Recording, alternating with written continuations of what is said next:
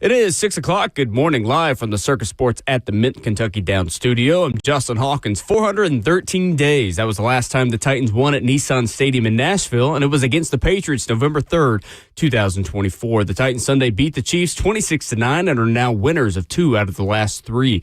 Cam Ward threw for 228 yards, 2 touchdowns, and it was his best rating of the season at 122.3. Tony Pollard rushed for 102 yards, and it was the first time in Pollard's career that he rushed for over 100 yards in 3 consecutive games. The Titans now improved to 3-12 on the season. Some other NFL scores: the Patriots clinched a playoff berth for the first time since 2021 after they beat the Ravens last night on Sunday Night Football 28-24, and the Jacksonville Jaguars beat the Broncos 34-20 in Denver, and they sit now 1 game out of the top spot in the AFC. In hockey yesterday, the Nashville Predators found the win column after a 2-1 win over the New York Rangers last night. Philip Forsberg, Steven Stamkos scored, and Justus Anunen made 17 saves in the win for the Preds. In the college football playoff, the round 2 is set. Miami, after beating Texas A&M 10-3, will face Ohio State in the Cotton Bowl on New Year's Eve. And then on New Year's Day, it's Oregon. After they crush JMU, they'll face Texas Tech in the Orange Bowl. Alabama, after beating Oklahoma, will face Indiana in the Rose Bowl. And Ole Miss takes on Georgia for a rematch in the Sugar Bowl. For all your foundation repair and waterproofing needs, you got to go to USSTN.com. Breaking news at once on your home for the Titans and Vols. This is 104.5, The Zone.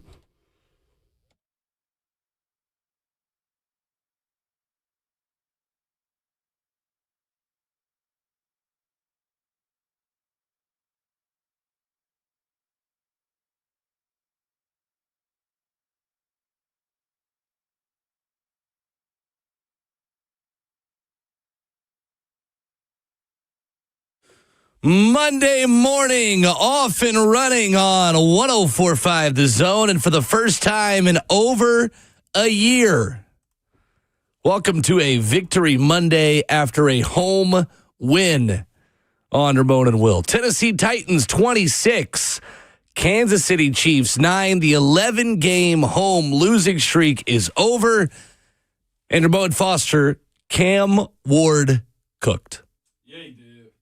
Yes. And now your mic is on. And now I'm back and I'm on. Welcome back. Yes, man. He cooked. He had a day. The entire team, I felt like yesterday. No, the entire team, not I felt like, had a day. A thorough, complete football team, football game plan, football win at home, Will. It was good stuff watching it at home. I know you were in the stadium and whatnot. It just control. When was the last time they had control from the kickoff till the end of the football game? Control was fascinating to watch yesterday.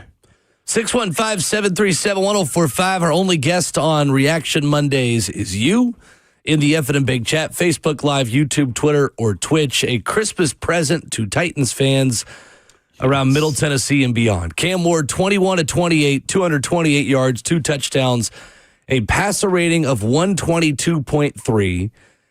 You're 100% right. This was 4 quarters of control. Unlike the Cardinals game when you had to come back, unlike the Browns game when you kind of had to hold on for dear life, Ramon, this was a complete victory. And the Titans really did kind of deserve everything they got in that game yesterday. It did. The way the game started off, I mean, a 3 and out. You have, I think, what was it, a holding call? They were in 3rd and 20 type of situations. Guys that you needed, Will, to step up. Like, to me, we text during the game. I probably shouldn't have been texting you as you were working, but we both are on the same page by saying this is a fluid game. Like, that's the way NFL teams are supposed to compete. Were there some negativity? Yeah. Were there some, negative plays? Absolutely. But as far as being able to, if you were a Titan fan or somebody that was consuming football yesterday, to not have your team be a dud, or let's go back to about maybe the first quarter of the season where, it just looked incompetent. Like, there were times we were watching this team, and I'm laughing now because it was laughable, like, plays. It was a laughable just display of professionals trying to play football. Remember, I've said it time and time again, like, guys don't work this hard to play football like this. Like, this is that making it to the NFL. I know they're getting paid NIL in college and all that type of stuff, but making it to the NFL is the ultimate goal. And you don't make it this far to play bad football. It's true. That's very well said. I mean, it not only does it look like professional football, it was pretty good professional football yesterday. It was. I looked down at the YouTube chat for 1 second, and there's been one consistent just backer. Okay, what do you call somebody? That's another word for voucher, that vouches for somebody. Supporter. Advocate. Let me break up my thesaurus. Yeah, all of those words. There's been one consistent human being in our YouTube chat, and I got to give him credit. Darquan, I think that's how you say his name. He goes at Ramon. Now you see why I want McCoy back as coach. He has Cam playing a lot better. Darquan, I'm not in on the coaching search. I just usually never see an interim get elevated to head coach in these type of moments, especially when you got Rossini and Schefter and Fowler and everybody else throwing out all types of names. What I will give you credit for Darquan, is he does have them gradually getting better. I'm not sure if he would have started the 2025 season off as head coach, that Coach Mike McCoy, that the Titans would have progressively gotten better. But I do know I think Ben Jones has said it on Buck Show right after us, that, certain people have taken over play calling, run games and stuff like that. But credit goes to the guy who's in charge, and that is Mike McCoy. I just don't know if he's going to be the head coach, though. Yeah, I doubt that. But progress is good. Progress was amazing. Cam Ward's progress is great. Third consecutive game with 2 touchdown passes.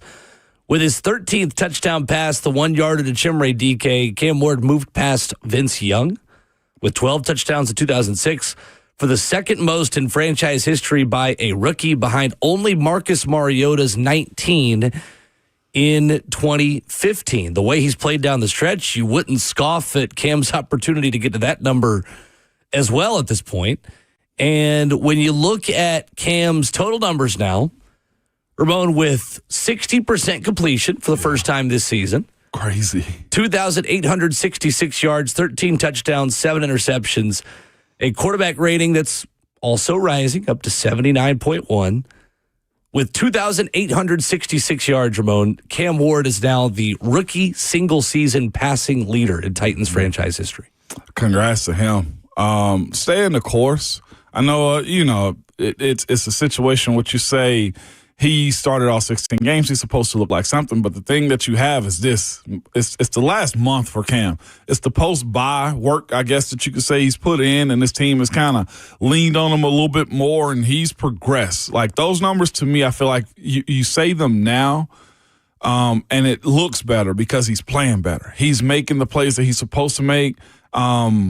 His never die attitude in the pocket, too, is kind of insane. I ain't gonna lie to you. Who was it? I think it was a DB or linebacker that jumped on him yesterday, and they really had to wrangle him in like it was deep sea fishing. I think he's hung around. Deep sea fishing. I'm telling you, man. You know how you wrestle one of those big tunas for 11 hours. It's a very good analogy. No, I'm serious, man. Old boy jumped on him and he just wouldn't go to the ground. I'm like, Cam, okay, you got to gradually fall at some point, man. You don't want all those bodies piling on you. Only reason I said it too is I saw a clip this weekend. A guy won. A team won $4.5 million in a deep sea fishing tournament. Why not? And the tuna took them 11 hours. What I'm telling you is this. Things that make their way to your algorithm truly amaze me. It's insane. Truly amazing. Okay, but what I'm getting at is this. He's hard to take down in the pocket. And that never die attitude is where some of those yards are coming from, especially when he's throwing on the sideline the way he did yesterday, too. His touch of just, I don't know what you want to call it, a Cam throw at this point, because I don't want to say he's just flinging it in the air, because I feel like he's got a method behind his madness whenever he's just throwing the ball down the field. But those Cam throws to the sideline, man, seem to always connect more times than not. So progressively gotten better. Record setting for him. I'll say this too, if this is the guy that the Titans want to be their franchise quarterback for years, decades to come, you want him to have these records. Is that the okay bar to say? Yeah, no, for sure. And look, the passing yard record, not groundbreaking stuff, right? Him being healthy for 17 games, you would have always assumed that breaking the Titans rookie passing record. 17. Yeah, for sure. I just want to always give credit to that. And he deserves credit, right? For being available, for being out there. And Taylor Zarzer had the stat that he mentioned in the broadcast yesterday on Titans Radio that Cam is the only quarterback in the NFL this season, Ramon, who has played every snap of his team's games. Yeah. Cam is the only quarterback to play every snap at quarterback for his offense in the National Football League this season, which speaks to some of the injuries. It also speaks to him getting back up every time he's been knocked down. No doubt. And that is both literal and is also kind of symbolic in the way that he keeps making plays. Mm-hmm. How much of a boost did that locker room get yesterday, Ramon? Because this was not the Jets. This was not a Cardinals team that gave you the game. Yeah. Not only was this a formidable opponent on defense, I know that Chris Oladokun was in a quarterback and the injuries and maybe a team that's not played a quote-unquote meaningless for playoff contention game in a long time. But, remember, there's got to be something to be said that you controlled this game for 4 quarters. Yeah. And, I mean, really, albeit the first quarter was probably the one that was the worst out of all of it. You have to have some kind of morale boost, right? From the way that you won this game. Not just that you won, but the way it looked like the way you would have planned it on Wednesday when you originally turned on the film and talked about how you beat the Kansas City Chiefs. It was. And here's the thing I think that's unique about the game plan is you knew where their weaknesses were and you attacked them. You knew the Kansas City Chiefs offensive line was banged up. They had some replacements in, and you took advantage of it. You knew that they didn't have the best quarterback play right there. Not your fault that Patrick Mahomes isn't playing. Run up, get done up is essentially how it goes in sports. Well, and two, if you don't protect your quarterback, you are liable for whatever happens to that quarterback. Listen, I'm not saying that defense is trying to knock guys out of the game, but when you hit Gardner Minshew, that he's got to get hurt somehow, right? Yeah. Like, and rarely, obviously, you have the situations where you have non-contact. But if you hit the quarterback, then you are creating danger for the other team. I agree. And that's what happened. And they did that. You took advantage of the crowd noise that was happening from time to time. I think you took advantage of the intimidation because whoever let Big Jeff get a safety, and I say let Big Jeff get a safety because nobody wanted to touch him. Esa Pole. Undrafted tackle from Washington State. Essa crap is what I'm calling that play. Okay. Wow. Okay. I'm just, you got to call it how it is. Like if there's one human being on this Tennessee Titans fan that you have to account for. Yeah, maybe block 98. Maybe at least block try. him. Maybe do that. At least man. give it a shot. Right. Jalen Hurl still doing his thing too. But my point is what we were just talking about a second ago. You took advantage of what needed to be took advantage of. Gardner Minshew wasn't there early. Oladokun wasn't that also after the fact, too. The run game was not present. And then, of course, you protected mostly up front, too. The 2 sacks that came on blitzes, right? Tony Pollard got pushing the cam on one, and then it was a linebacker blitz or safety blitz on the Both other. Third down, all-out blitzes, yep. What I was most shocked at, and I know we got a 4-hour show to get to this, but the variation in play calling. You took advantage of scenarios. It was the screen game. You went outside in, inside out. You went down the field when you had the ability to. I know you didn't connect a lot down the field in strides, but you still kept pace offensively. I thought was super unique. And again, I'll bring up also, as beat up as you are on the back end of the defense, guys stood tall, especially the front 7 when it came down to controlling and managing the game. Not your fault that the other team quarterbacks got hurt, and there was a guy that was a third stringer. So what is what I would say. This win takes you into Christmas. Live for the 104.5 The Zone Circus Sports Studio, Kentucky's largest sports book can now be found at Circus Sports at Kentucky Downs. What did you like the most about the win, and what excites you right now the most about Cam Ward's development? We'll get to all of your phone calls, 615-737-1045, and give our takes next.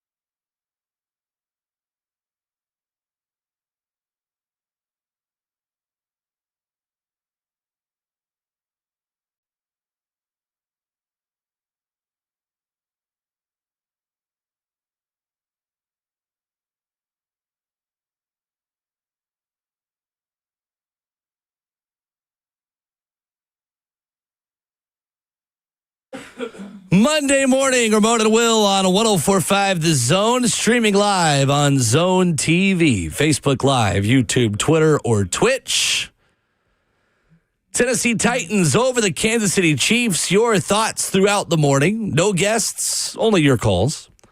615-737-1045. Cam Ward goes 21 of 28 for 228, 2 touchdowns, a passer rating of 122.3. He was sacked twice.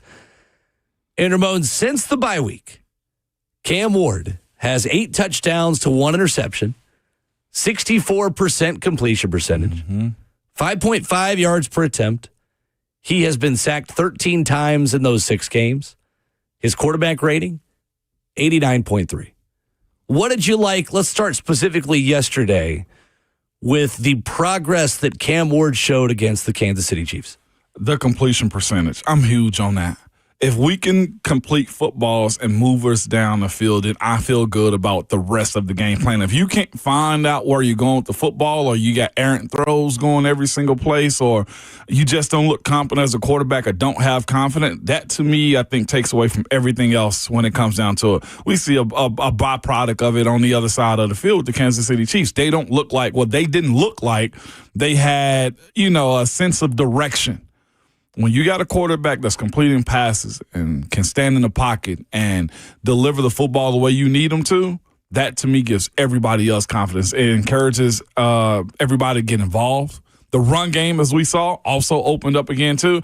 I'm huge on completion percentages, man, big time. And again, it can be close to the line of scrimmage for all I care. It don't matter to me. So that's what I enjoyed watching yesterday, Will. And the completion percentage yesterday was 75%. I'm telling you. Which is his best this season. The only one that is close to it was 73.5% against New England.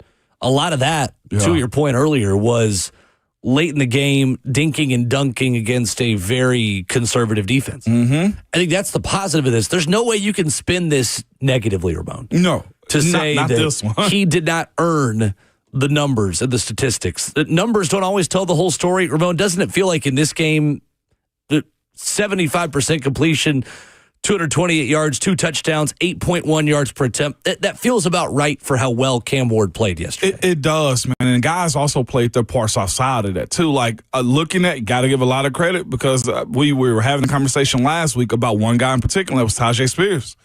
We're having a conversation about what do you do with Tony Pollard? Do you bring him back? And I say you bring Pollard back. I still say that. Really? Because that contract is friendly. That contract is so friendly for a starting running back. He's giving you 3 straight weeks of 100-yard-plus games. I mean, he's definitely giving you a lot to think about. And so here's my thing about that, though, too. We're talking about Tony Pollard playing his role. 1, the contract's not expensive. 2, he shows you what he can do when he's given the lion's share. And 3, and this is probably a knock on Tajay, who's his yang to his yin? Like, who's his Robin? Tajay this year, the guys that's in the running back room haven't been great Robins this year, if that can be, if I can be honest about that. And, of course, play calling and offensive line play goes into that, too. I mean, in the pass game, it's been Tajay Spears. Maybe in the run game itself, he could still use a little bit more help. Yeah, he could. I think it's a legitimate conversation to have in that. Has Tony Pollard earned himself a closer look at being on this roster in 2026 with the way he's played down the stretch? I don't see it hurting unless, here's the other part, too. That's such a broad conversation that has to be had this offseason about who's the new coach, who's the coordinator, the style of ball that they want to play, too. So there's also that portion of it, too. I think it's fair, but it's certainly a fair point. Going back to Cam, though, according to Next Gen Stats yesterday, Cam Ward averaged his quickest time to throw of the season. 2.42 seconds, Ramon. He's been over 3 seconds a lot this season. And this is a stat we've talked about a lot because it's kind of been his weakness, right? Holding on to the ball too long, not trusting what he's seeing, trying to create too much. In pass attempts under 2.5 seconds, Cam Ward was 15 of 18 for 134 yards and 2 touchdowns. Here's the difference, though, in what we've seen from him throughout the season. He was blitzed 48% of the time. That's the second highest blitz rate he's seen this season. Against the blitz, Here's the progress for Cam Ward. 9 of 13, 117, and a touchdown.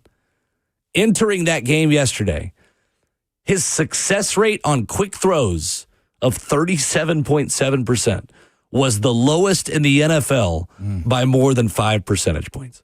Wow. There's two areas of tangible growth against the blitz and on quick throws, Ramon. He is getting a lot better. Why do you think that's happening? More reps, period. Just the understanding of where it's coming from. I've said before, I didn't really understand the offense until like the following season. Like I didn't play as much as Cam did. Also, I started my rookie year 4 games and played in almost all of them as a reserve tight end or reserve roles and stuff like that. But I remember going into that next season, I finally got a grasp of the playbook. I understood where the blitzes were coming from, how to read guys down in distant situations. That's why it's always important for quarterbacks to understand the sticks and where the ball is on the field. Like those things right there are playing into account of his understanding of the game. And again, the issue that Cam has had this year, we're speaking about why this growth is happening right now, is because there hasn't been much success. There's a lot of losing. This team has won, 2 of his last 3, if I'm not mistaken, if the weeks are right in my mind. Winning, I've said this, you can get better because you win. I heard Tony Vitello on 3HL this past weekend. It's like, how do you build chemistry? It's like, well, if you win, that expedites it. And that, to me, I think is somewhat understated in the world of sports. Like, the reason the Jets were so out on Zach Wilson because they were losing a lot. You know, it's the same thing goes for Trey Lance in San Francisco. He was injured a lot. You don't get an opportunity to grow while winning. Baker Mayfield in Cleveland, you lose. You have no ability to progress the way you need to. That's why we're having this conversation about, I've seen it already. I think it was on Titans Talkback, draft picks versus wins. I think the wins will account for more moving forward. Always. I completely agree with you. I was not thinking about a draft pick. Winning gives you grace. 100%. It gives you momentum. It gives you confidence in some of the traits and some of the characteristics that you feel like you have in young football players that come out in wins and you build on. I think Cam Ward is starting to trust what he's seeing. I think that's the biggest thing with him right now. The run game is taking some pressure off of what he feels like he has to do. And you are seeing him trust his teammates. And not to say that he ever had a lack of trust in terms of them as teammates. That's not necessarily what I'm saying. What I'm saying is, in the heat of the moment when their bullets are flying, when I watch Cam Ward, I see a guy that doesn't feel like he has to do it by himself. The checkdowns, the deep passes that were a little bit more accurate yesterday, the scramble and run. He's not trying to make a bunch of guys miss. He's looking for an outlet. He's finding it. He's running into it, and he's getting out of bounds and living to fight another day. 75% completion percentage is a major, major step in the right direction for Cam Ward yesterday. It was. I was glad to see it, and more of it is what you say at this point. Again, put it on the front desk. Put it on the desk of the front office. It's their job to go find the right players, too. Let's go to the phones. Will is in Franklin up first, reacting to Titans Chiefs. Good morning, Will. Good morning. I am wondering, I know he's the interim coach right now, but we have started to compete out there on the field. I'm just wondering do we give Mike McCoy a major look at to remove the interim tag at the end of the year and actually be the head coach? Thank you, Will. Fair question. We're going to have that a lot the more he wins. What do you think? I think he deserves an interview. I think he's getting one on the job right now. That's just tough because I don't know who the other candidates most certainly are. So I guess the question I could have asked Will, is there anybody that you think could be out there that will, trump him, will leapfrog him if they're available and in that conversation? Him deserving it, I mean, if he continues to show progress, he'll at least get an interview, is the way I look at it. Like that. Well, that's about as far as I can go without being disrespectful to him, without projecting something I have no clue in. You feel like he's an interview candidate and not a legitimate finalist? Right. Yeah. Right. Yeah, I think it's probably fair. But, I mean, anything could happen. The last couple coaches that have had the interim tag have had it taken off here. Yeah. That being said, though, I think it would be surprising, and I think that the process hasn't even really started yet, like in earnest, to see who the next head coach is going to be. That's the hard thing with any of these reports, Ramon, that are coming out about Diana Rossini and Albert Breer and Ian Rappaport, with all due respect to all of those reporters. It's hard to really judge who is and isn't a candidate when you haven't talked to anybody yet. Have you seen the reaction from that call and comments? I've not. Hell no, caller. No, hell no. I can't believe he just asked that. No. Keep him on staff, just not head coach. Somebody says, just say no to McCoy. Y'all are ruthless. The sun ain't even out yet, Will. Eric is in Nashville up next. Good morning, Eric. Morning, Eric.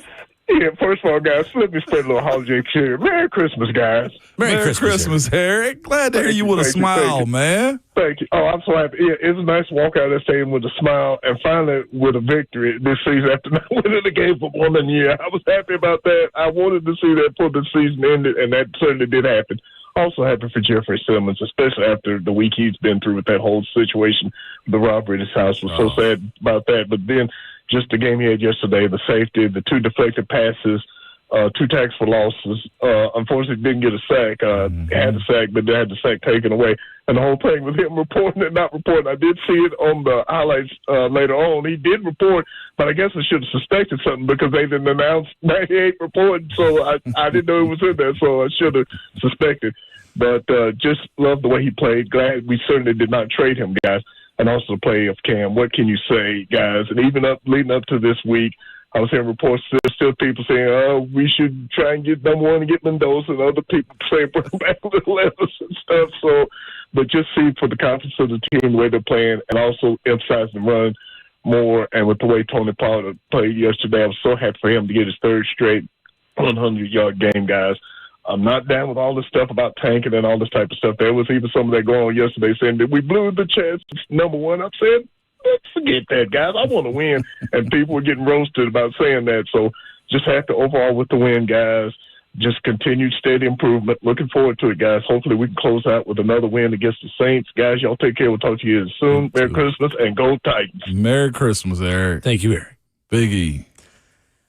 Winning is a good thing for this team, regardless of the record or the time of year. But, Ramon, winning with Cam Ward as one of the big reasons why you won is a great thing for this team right now. It is. Again, he's got to be the straw that stirs the entire franchise. And he was yesterday. Period. Okay? There's been a lot of conversation around it, even before the draft, about what Cam wanted to be here, what you wanted him to be, the attitude that he brought to this organization. Now, again, I'll revisit myself. I needed to see more. I did. That was my whole contingency. Like, remember I brought this, like, I hadn't seen it. Like, those moments in which you say, okay, yeah, but now post the bye, you can see the talent. Now, again, everybody has to play their part around them. The offensive line has to look has looked better also, and the play calling all has to play its part. This is why it's important for whoever they bring in to understand what they're getting themselves into. Not that you have to appease everything that Cam's doing. If it's a head coach conversation, all right, you know who you have. But the guy that you want to craft this offense around has to be super important for Cam and everybody else involved too. I don't know who's calling or what they're doing on Monday, Tuesday, and Wednesday meetings to craft this game plan, but it's looked a lot different. How so? Just one, the commitment to the run and how they're running. You're pulling both center and left guard on plays for touchdowns with Tajay Spears. Your ability to throw the screen game is not necessarily continually going all the way down the field on every single shot that you have to take. And I feel like as of late, they've kind of honed in on Cam holding his spot in the pocket too. Those things have kind of transpired. So to me, it looks, as I told you in our text message, it looks fluid. Mike McCoy talked about that yesterday, about how the game plan they had to use against the Browns kind of sparked something for this team on offense. Well, this is with 2 minutes remaining. Obviously, we ran the one time, so what do we have, 38 total runs, whatever, I guess, if you add the last one. It's a commitment to the running game. We said it. I've always wanted to run the football, and situations come up, this and that, and Obviously, we went on the road to Cleveland. We said we have to run the football. We cannot get out of this game running at 12, 14. It's got to be in the 30s. We got to be able to get up there and do it in the weather with miles, this and that. You have to run the football, and it was a commitment. And we kind of challenged everybody. This is the way the offensive line loves, obviously. But just give everybody credit. The coaches putting a great plan together, players going out and execute it, the receivers blocking their tails off downfield, doing certain things. It's a whole team effort. Cam, with the alerts and the checks and everything, getting us into the right plays, things like that. But it's a commitment to the run game. You have to commit to it. You have to practice it that way, and you've got to actually call it in the game. And that's what we've done the past 3 weeks, and it's paid off for us. Did the Browns low-key bring out the best in the Titans? Get out my head. Get out my head. I mean, honestly, Get out my it's like head. they're scheming every week to play Myles Garrett.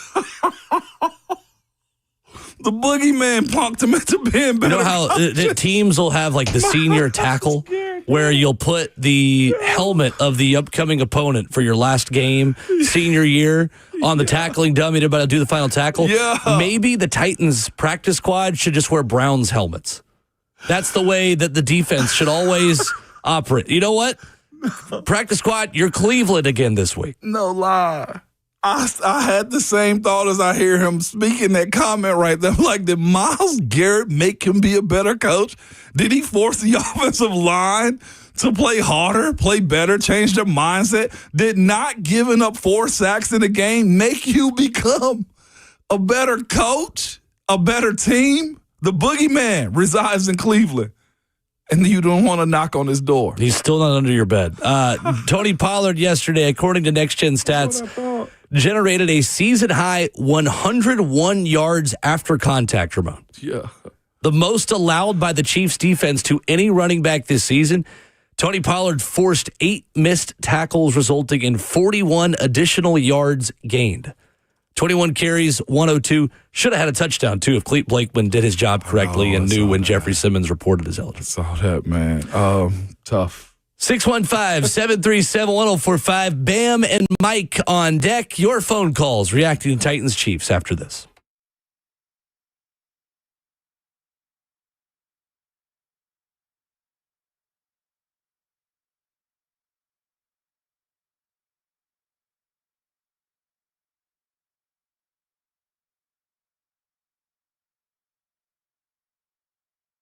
Genesis Diamonds really shines this time of the year. The cases are jam-packed with all the best gifts, highest quality at the guaranteed best value price. I'm talking about engagement rings, diamond bracelets, eternity bands, earrings, pendants, color stone jewelry, Rolex watches, and listen, this December at Genesis, you can get the holiday jewelry she wants for $0 down and no interest for 5 years. So you can go big without going broke. Just pick any item, spread your payments over 5 years, 0 interest. So that $6,000 ring is just $100 a month. You can do the math. Everything's affordable. Genesis non-commissioned experts are ready to help you find the headliner gift from a few $100s to a few $100,000 if you desire. Elegant pendants, dazzling eternity bands, stylish wedding bands, and an incredible selection of diamond classic jewelry with $0 down, 0 interest for 5 years. And yes, hundreds of pristine pre-owned Rolex watches, all the most popular models too. But if you love a deal, here's something all new for 2025. It's the Genesis Diamonds Half Price Holiday Vault, a select group of showcases featuring expertly curated Christmas gifts that Genesis is offering at half price, 50% savings, the biggest discount ever. You need to check this out. Genesis Diamonds, the place for that spectacular holiday gift. They're located in Green Hills and Cool Springs. See stores for details.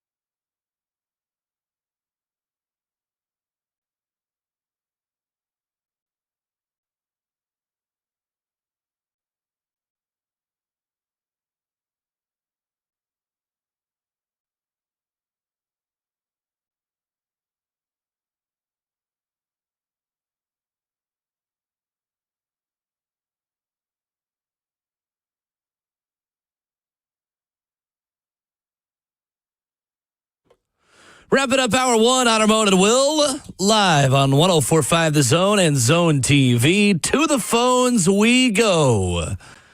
Reacting to Titans Chiefs, Bam is in Nashville up next. Good morning, Bam. Morning, Bam. What up, fam? How everybody feeling, man? Merry Christmas to y'all. Boys. Excellent. Merry Christmas, Bam. Well, Merry Christmas, man. Man, just good to do a Victory Monday. You know, we don't have these too often, but, we take them as we can get them, right? I'm telling you, enjoy it, Bam. It's Christmas week, too. Right. So, look, a few things. One, I'm definitely here for keeping Pollard here. He's been, even though the whole year hasn't been what he may have wanted to be, the boy's been consistent for when the lanes have opened for him. Definitely keep Tony here. There's no way. Mike McCoy is another version of Brian Callahan to me. That he's a good guy, but just too soft. There's no way I can consider. You got to look at the future of where we need to be going with this team. You know what I'm saying? Mm-hmm. And there's no way I'm going to say, like you said, the interview's cool, but if a Tomlin may come available, if Harbaugh may come available, or, I'm not going to choose McCoy over Saleh or somebody else that can really kind of put the team where they need to go. Right. I do appreciate him for the motivational speeches that he's giving the team. You know who he reminds me of? He reminds me of like a sports Joel Osteen. Just a good motivational speaker that makes you feel like, yeah, we can do this. Didn't expect that comparison, Bam. Bam, what's wrong with you, man? Hey, man, I'm choosing violence this morning. It's Monday, man. You acting real funny with this win today. Hey, get off the phone, man. It's get a football version of Joel Osteen. Wow. What is wrong? Is he also taking collections, too? What the hell? No, man, he's giving them back to the neighborhood. That's what he's doing. He's not taking collections. He's giving them back. But now, for real, though, all jokes aside, though, I think that in the coaching search, we definitely got to have somebody who man, look, I hope Tomlin become available. I genuinely do.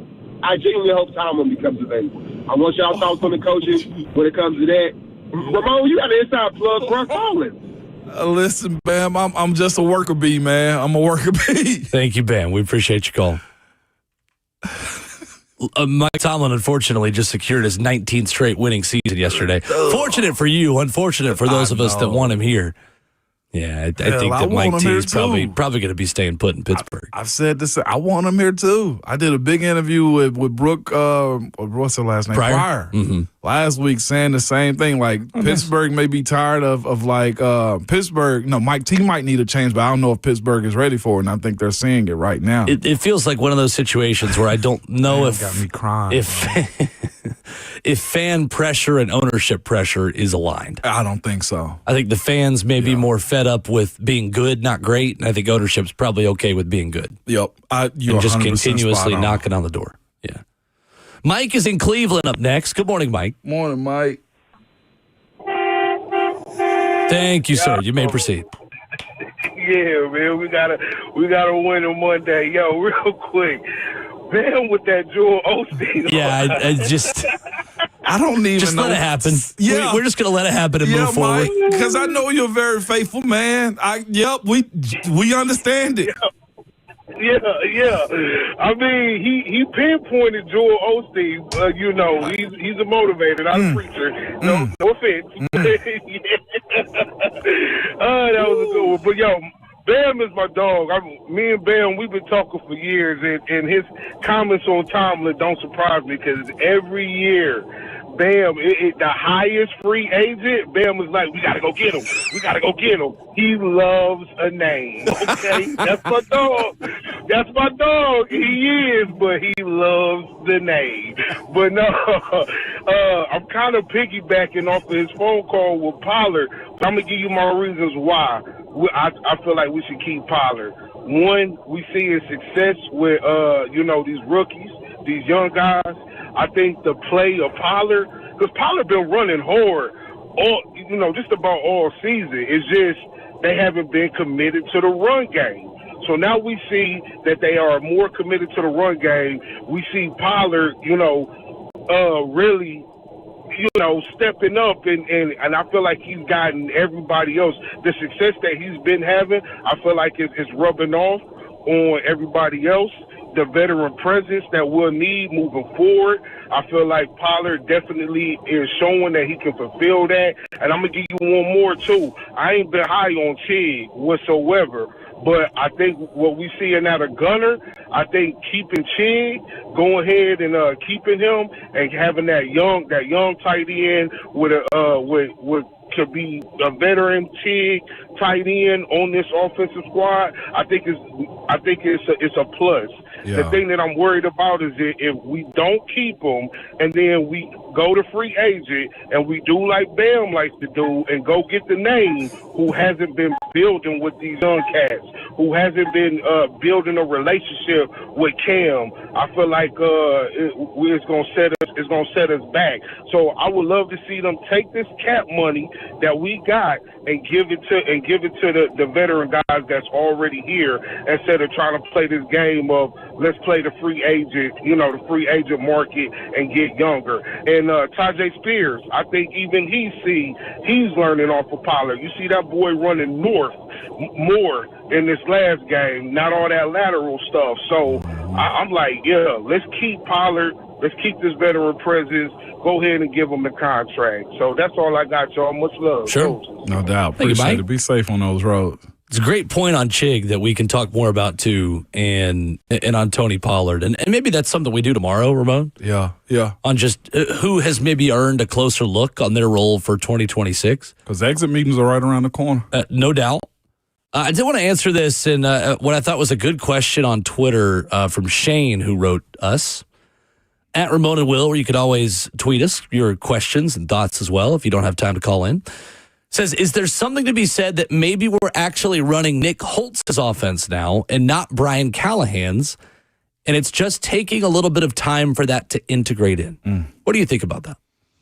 We got an answer from it also. I think it's a combination of a few of them. We were ready to say this right now. What we heard on another show. Yeah. Ben Jones came.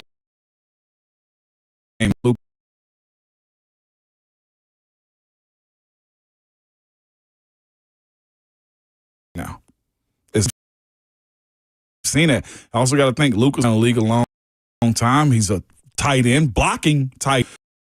And I'm sure his conversation with those dudes is, what do you want to run? This is going to work better. And I think we've seen that. That, to me, I think is too – to me, I think it's too many moving parts for it to just be one playbook. So be still calling it. You got to also think this – how harder you go to college with. College together 1 year. I played. So they may have crossed over. Either way, they know each other. He's asked, could he say that from the text message on air? And Luke Stocker said, yes, you can say this. So Ben Jones alerted us that it's Luke Stocker that's calling some of these plays or suggesting this run game. Do you feel different plays? Are you seeing a lot of the same plays out of the playbook in the run game, or do you think it's a little bit of both? I think it's a little bit. What are you seeing that's new? More outside, more pulls.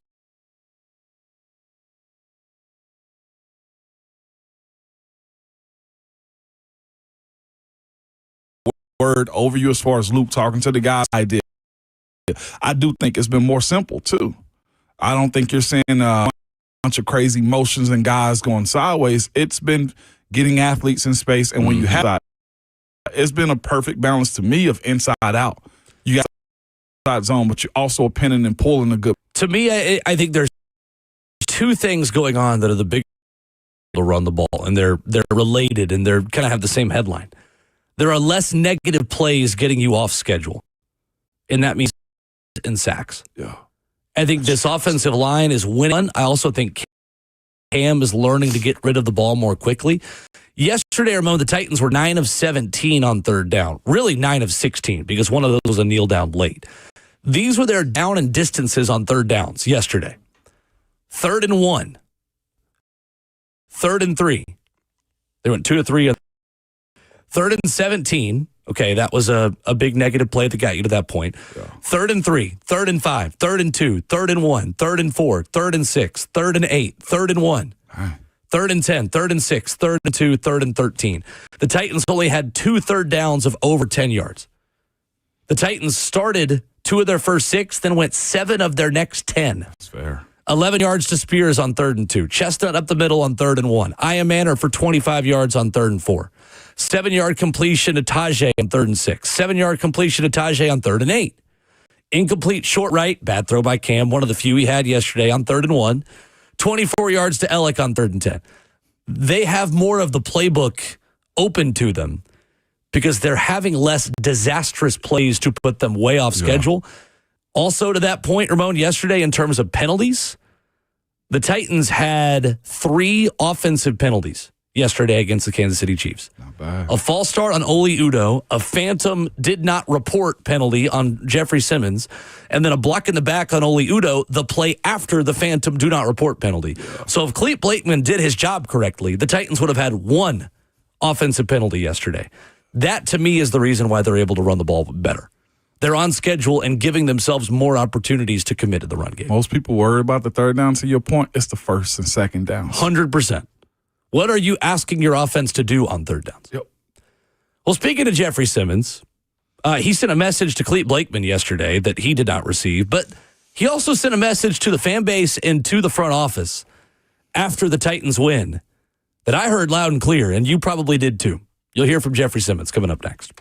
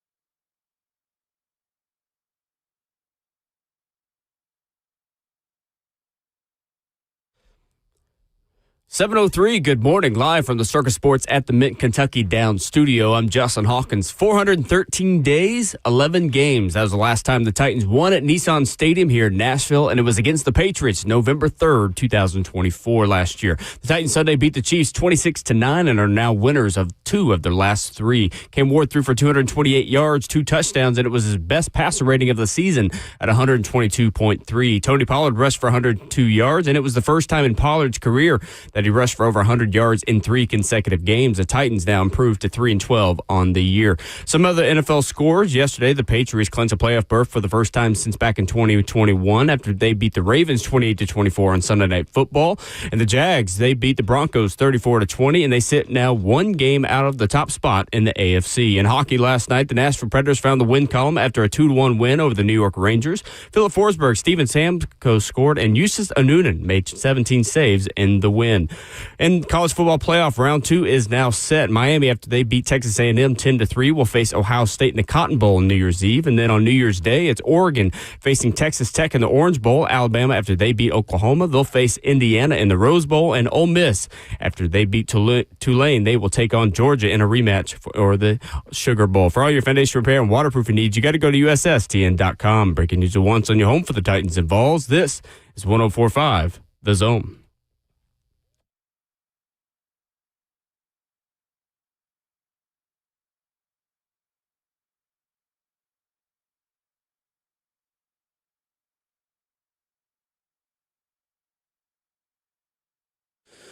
Away we go into hour number 2. Ramon and Will live on 104.5 The Zone, a Victory Monday edition of the program. Ramon Foster, Will Bowling, Justin Hawkins, 615-737-1045. The Tennessee Titans, for the first time in over 400 days, win a game in Nissan Stadium. Wow. Cam Ward, excellent. Chimere DK setting a new Titans record for kickoff return yards in a season, breaking Mark Mariani's 2010 return total of 1,530 yards in 2010. Chim, man, could you not have waited a week? Montana already lost on Saturday to Montana State, and now our guy Mark Mariani has to see his kickoff return yardage record good. Shame on you, Chim. Shame on you. Shame on you. I'm joking, of course. Congratulations to Chimere DK, who also had a 4th receiving touchdown yesterday, joining A.J. Brown, Chris Johnson, and Vince Young as the only rookies since 99 with 6 total touchdowns in their rookie season. 6 total touchdowns now for Chimere DK, with 4 receiving, 2 in the return game. A core player, man. An absolute core player that you need on teams like this, especially when he's an ace when it comes down to his kick return. Also, you said all that and did not mention, I'm not sure if the box scorer gave it credit, but a deflected punt block also. Yes. Yes, that's huge. Not by him, but not yes, by him. I'm by just saying the special teams. The special teams component of it. He's dangerous. See how people are playing him also, man. Good for him for a guy that needed to give this team a splash. I think for a good portion of this season, it was him and Jeff, to be quite honest with you, as far as the sunlights that you had that you could cheer for consistently. But, man, big-time stuff from the Rook. Again, you got to grow up faster sometimes when you're on teams like this, and he has. Truman Jones, who had a sack. Truman. And also had that partially blocked punt, a 33-yard punt by Matt Ariza at the end of the first quarter that you're referencing. Remember mentioning his name weeks ago. Yeah, Truman. that's right.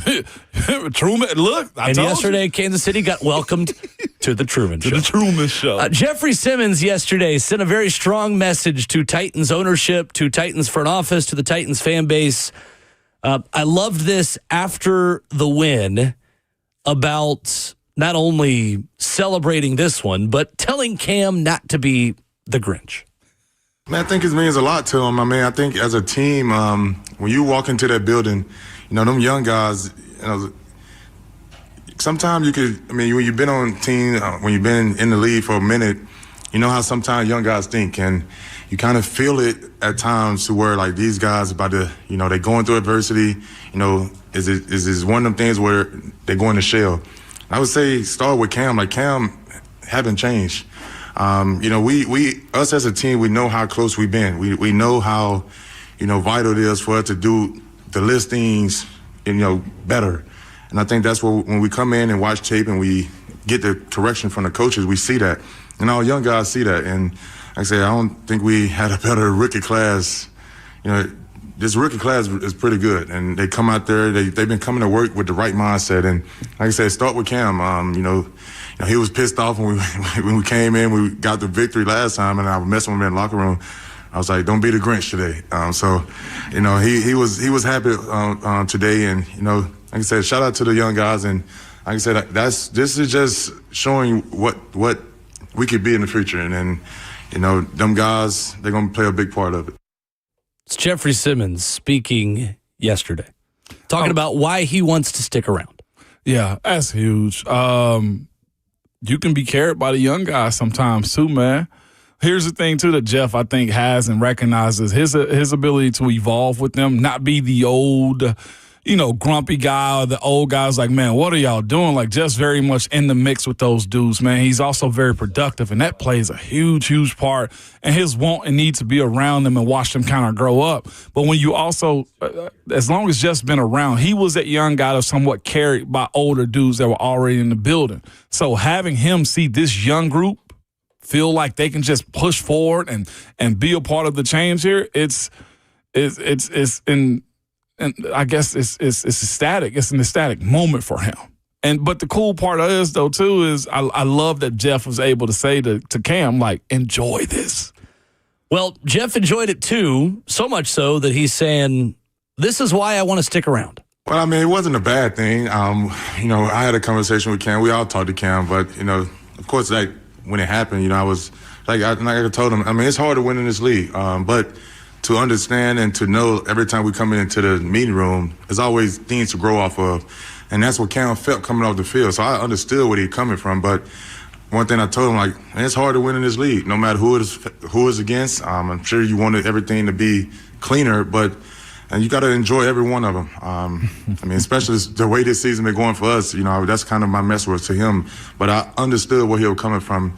It's not always going to be clean, but just like today, like I told him, I mean most, passing yards in Titan history for a rookie, I kind of threw that in and joked with him, but like that's big time, and that's the expectation that he had for himself, and that's the reason why, man, honestly, I keep telling people that's the reason why I don't want to go nowhere. I see the competitive nature, I see the growth, as a rookie of Cam, I see I can see where he could take this franchise. So, I'm looking forward to continue to end the season the right way. And we'll see how next year goes for us.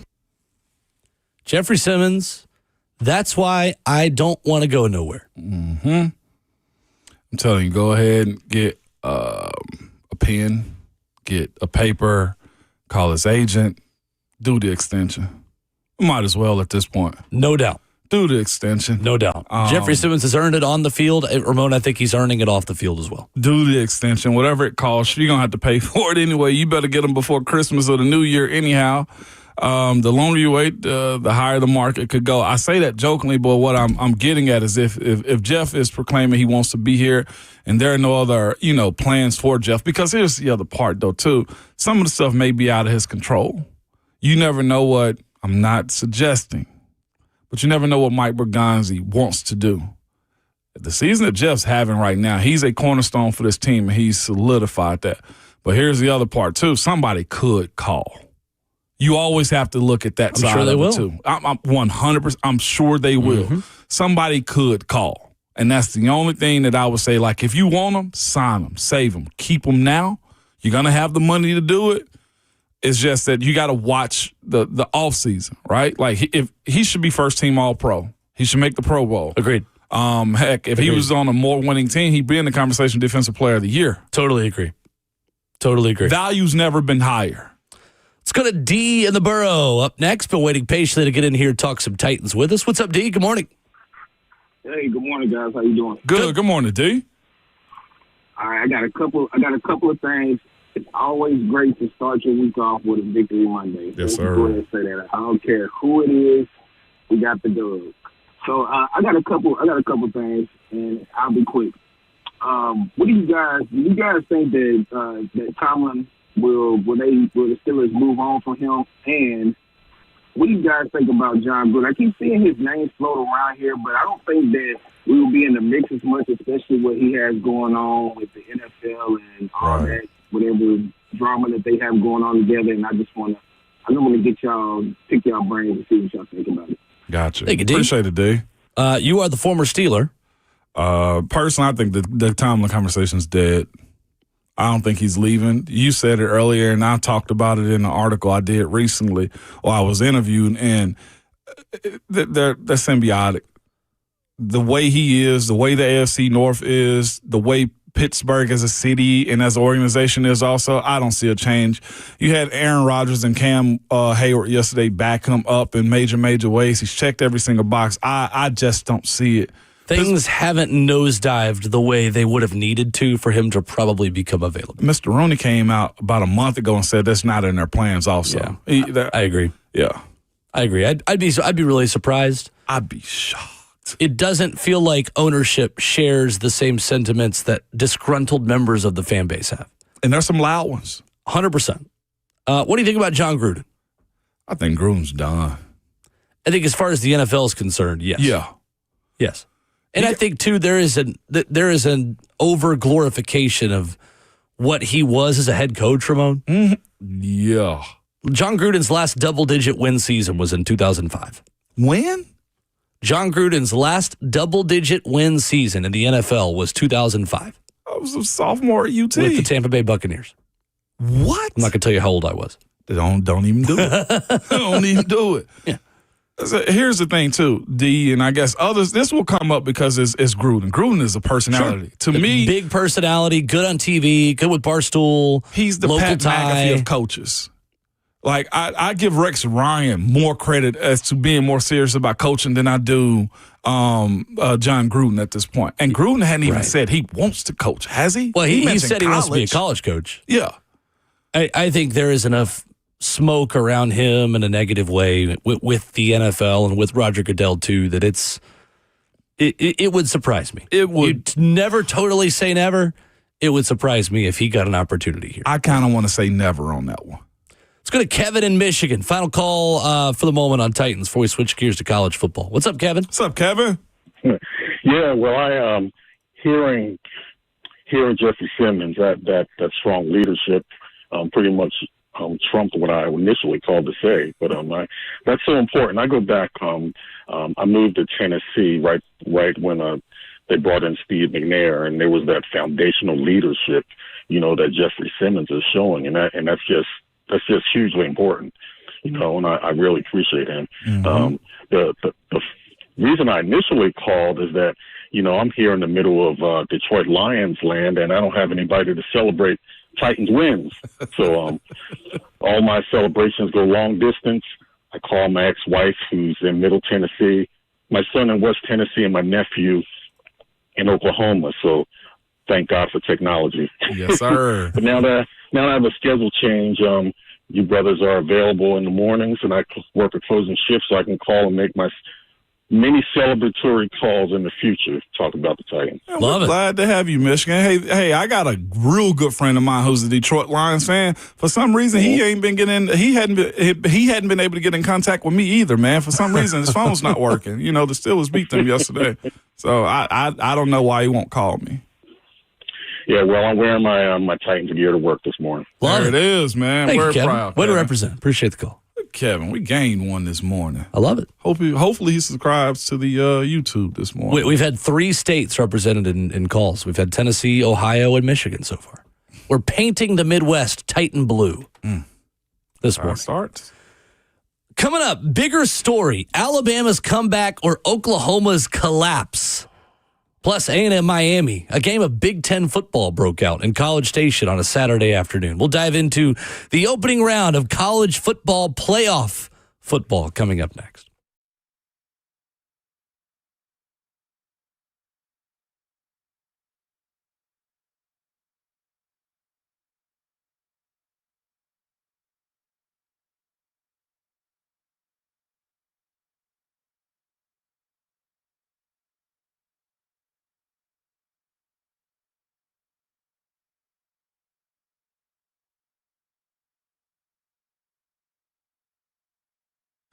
Hey, it's Will Bowling. When it comes to ensuring clean air in your home, Lee Company delivers.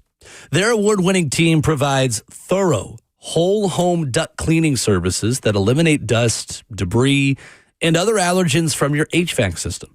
The result? Improved air quality, enhanced system efficiency, and peace of mind. Even better, Lee Company is offering 10% off a whole home duct cleaning for a limited time. So why wait? Schedule online at leecompany.com. That's leecompany.com for their duct cleaning services from the folks with over 80 years of experience serving Middle Tennessee. I love working with Lee Company because they are a staple here in the area. With 14 community locations, they're available 24/7, over 1,800 employees. You see that Lee Company fleet of vehicles driving around. So make sure you get the very best players on your team. Get in contact with Lee Company online at leecompany.com. Ask them about their duct cleaning services. Again, online at leecompany.com. That's Lee Company, all you need.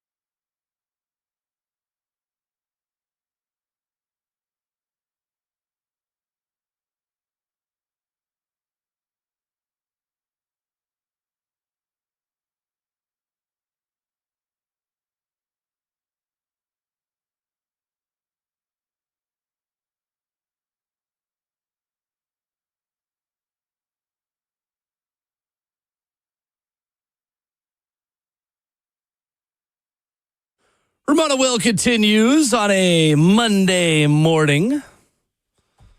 At Ramona Will, where you follow the show. At Ramon Foster. At Will_bowling. Justin Hawkins at the controls. 615-737-1045. Alabama 34, Oklahoma 24. Reports of Alabama's demise greatly exaggerated, Ramon Foster. What's the bigger story in this game? Alabama's comeback or Oklahoma's collapse? On the road, it's got to be Alabama's comeback. Alabama's comeback was elite, although the collapse is fighting for airtime, too. We're going to talk about both, though. I got a feeling. No doubt. I think the comeback was super. It was a performance Kalen DeBoer needed, in my personal opinion, Will, because I feel like a lot of attachment to that team, the way I viewed it, this is my view, and how I look at it has been, okay, well, because of Nick Saban.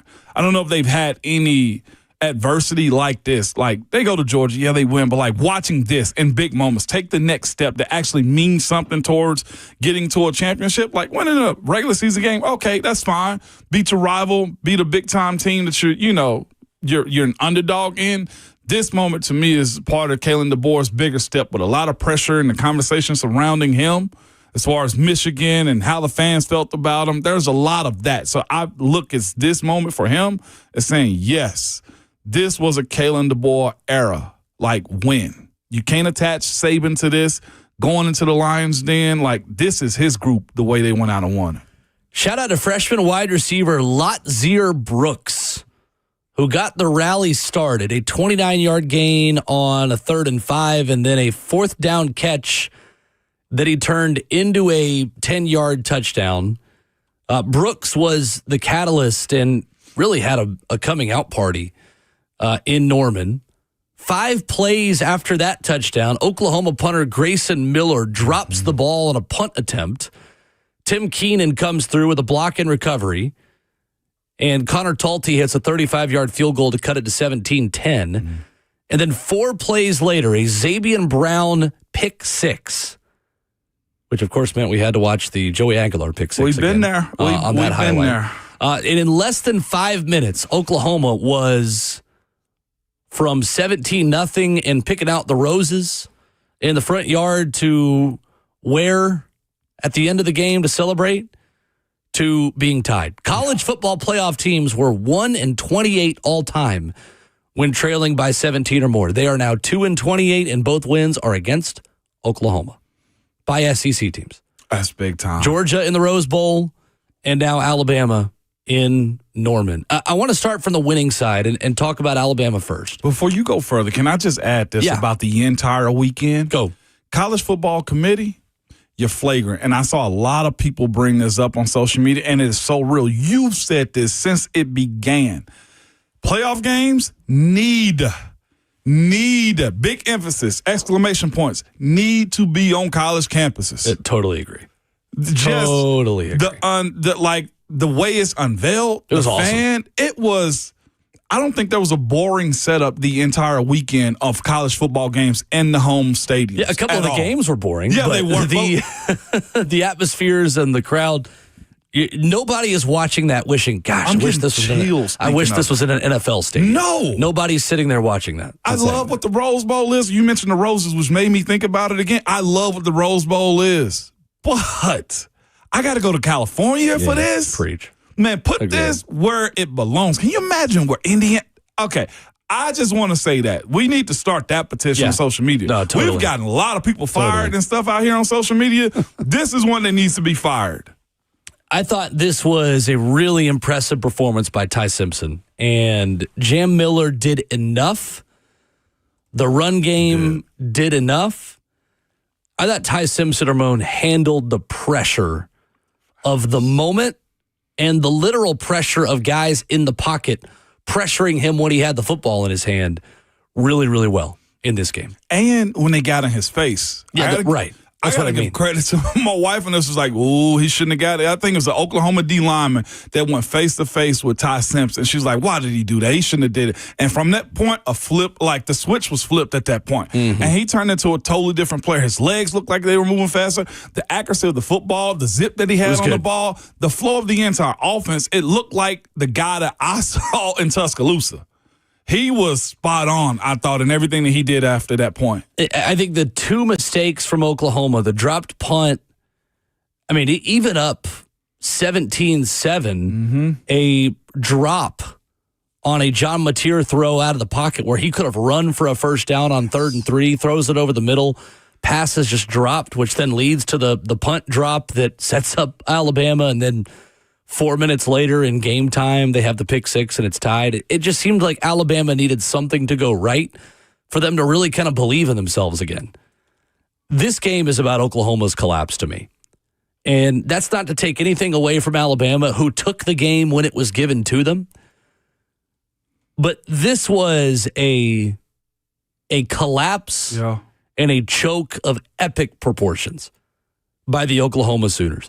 The second largest blown lead at home since Oklahoma Memorial Stadium opened in 1923. Oklahoma now holds the most losses of any program in CFP history. The Sooners' defense was pretty good. Bama only gained 260 total yards in this game. Special teams miscues were flagrant. John Mateer started the game 10 for 15 for 132 and a touchdown.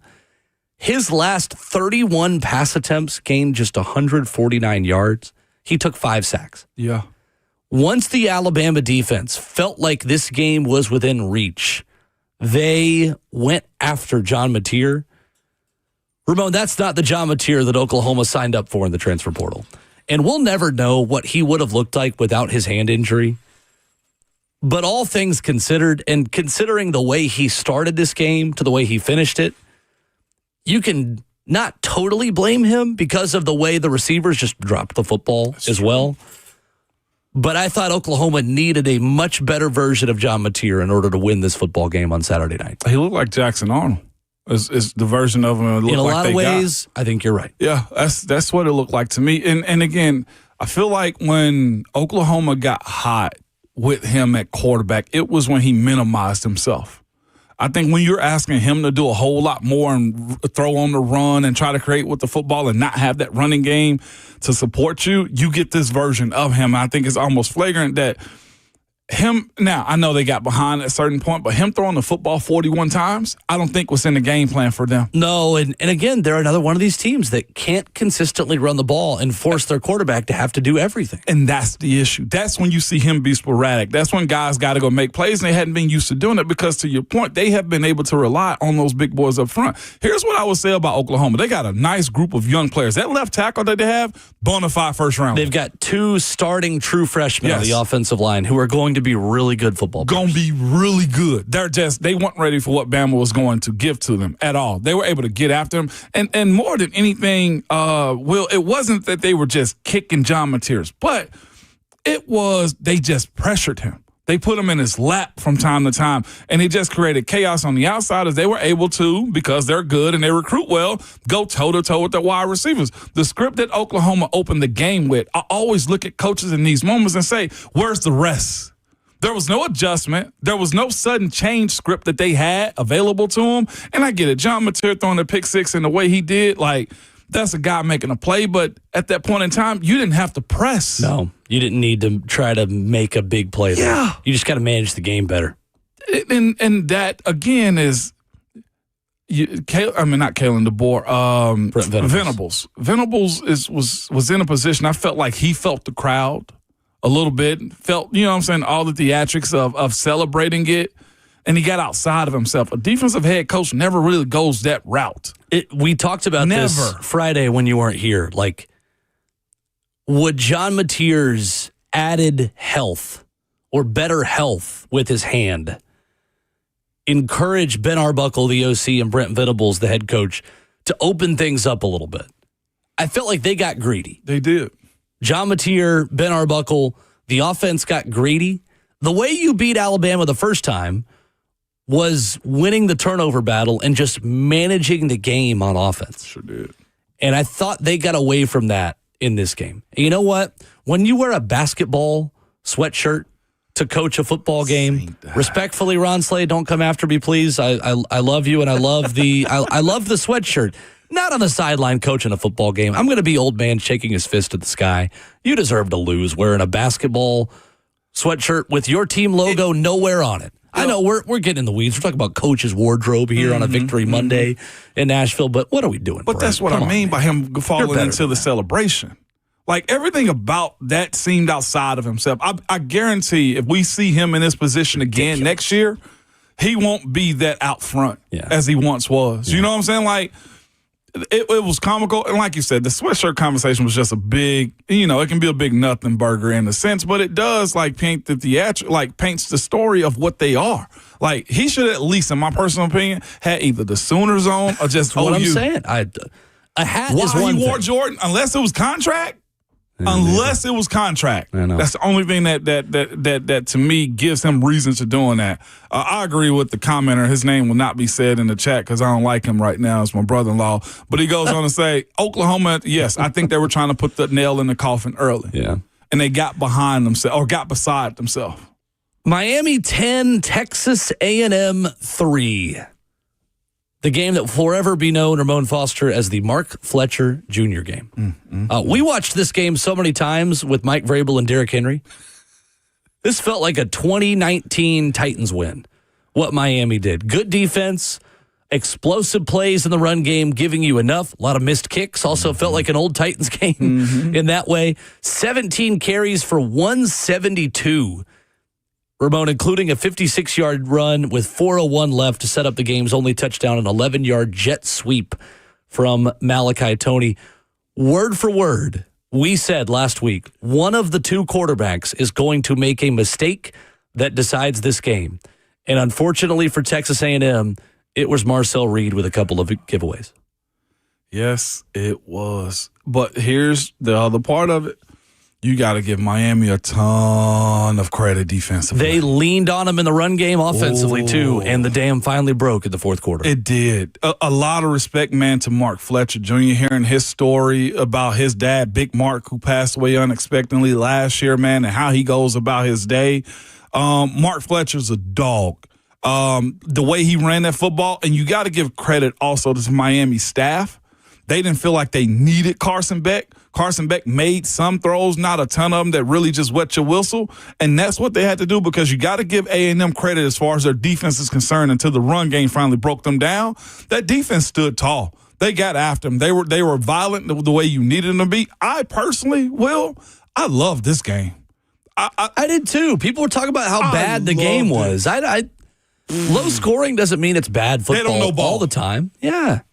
If you hated this game, you don't know ball because to me, to be in those positions as a staff, to be in those positions as players to say, we will not blink. Like, we're talking about 3-3 going into the fourth quarter. I'm with you. This was the 3-0. ultimate. This was the best game possible if you played offensive line, which you obviously did for 11 years in the NFL. And just like you get an understanding of like what your team is made of. Who's got that moxie is the way I view that. Like this game to me, because again, it could have gone either way. The mistakes that Marcel Reed was making, the inability to run the football from Texas A&M side, but the defense still playing the way they needed it to. And then when you also look at Miami getting turnovers, and then A&M still able to answer, or they couldn't get points off of it, like. I'm sure there was a lot of gray hairs that 20-year-olds gained this weekend, too. You don't come out of this game with this level of stress and still be able to win on the road in College Station with the 12th man behind you, too. Reuben Bain Jr. with 3 sacks. Crazy. Against an A&M offensive line that was the best at preventing sacks in college football this season. Interception from Bryce Fitzgerald on a Marcel Reed pass with 23 seconds left, allowing Miami to kneel out the win. In the first 3 quarters, there were more missed field goals than points. 4 of them. Until a 35-yarder from Randy Bond put points on the board in the fourth quarter, or in the third quarter in this game. Malachi Toney with a fumble with 7:11 left, but Reuben Bain Jr.'s 3rd sack of the game forced a punt, which set up the long run and the really game-deciding drive by Mark Fletcher Jr. and redemption run for Tony. Yeah. From the A&M perspective, Ramon, I saw this from David Hall at DH Sports Related on Twitter. Worst 11-2 season in the history of college football, David says. 11-0 start, lose to your arch rival, home loss in the first round of the playoffs. No rivalry win, no conference title, no bowl win, no playoff wins, no national title. Ugh. Just 11 meaningless wins and the most depressing 2-game ending imaginable. Ugh. He writes on Twitter. I don't totally agree with all that, but I also feel for A&M fans this morning because of the 11-win seasons in the history of college football, Ramon, that's got to be one of the worst endings to one ever. That's kind of nasty when you look at it. That is one of the most painful 11-win seasons in the history of college football. Well, there's a lot of people thanking them, though. They kept the Irish out. That's true. Them and Miami both. You know, I won't call it the worst looking one. It's just there's no payoff for them. Marcel Reed had the worst game that he could have possibly had at the worst moment. The last 2 weeks, to be quite honest with you. But again, they're a big program and they'll be back here in this spot again. This is, to me, is where I thought, a good bit of the time, there's another step for Marcel Reed to take. His protection is going to continue to be good, but his ability to play quarterback, is the same way I looked at him and DJ Lagway both. To be a pocket passer. Yes. Yep. Not that he has to be all the time, because Lamar Jackson grew into a better pocket passer, but in the tight, competitive, gotta-have-it moments, we didn't get it from him. Now, Notre Dame, he pulled that one out, right? If we want to look at big-time wins that they got, they did pull that one out. But, towards the latter part of the season where you're supposed to be at your best, he wasn't. Wanted to talk more about Ruben Bain Jr. and his potential fit with the Titans, because there is a big red flag about Ruben Bain Jr. I'm curious if Ramon thinks it's a big deal. We'll talk about that coming up next.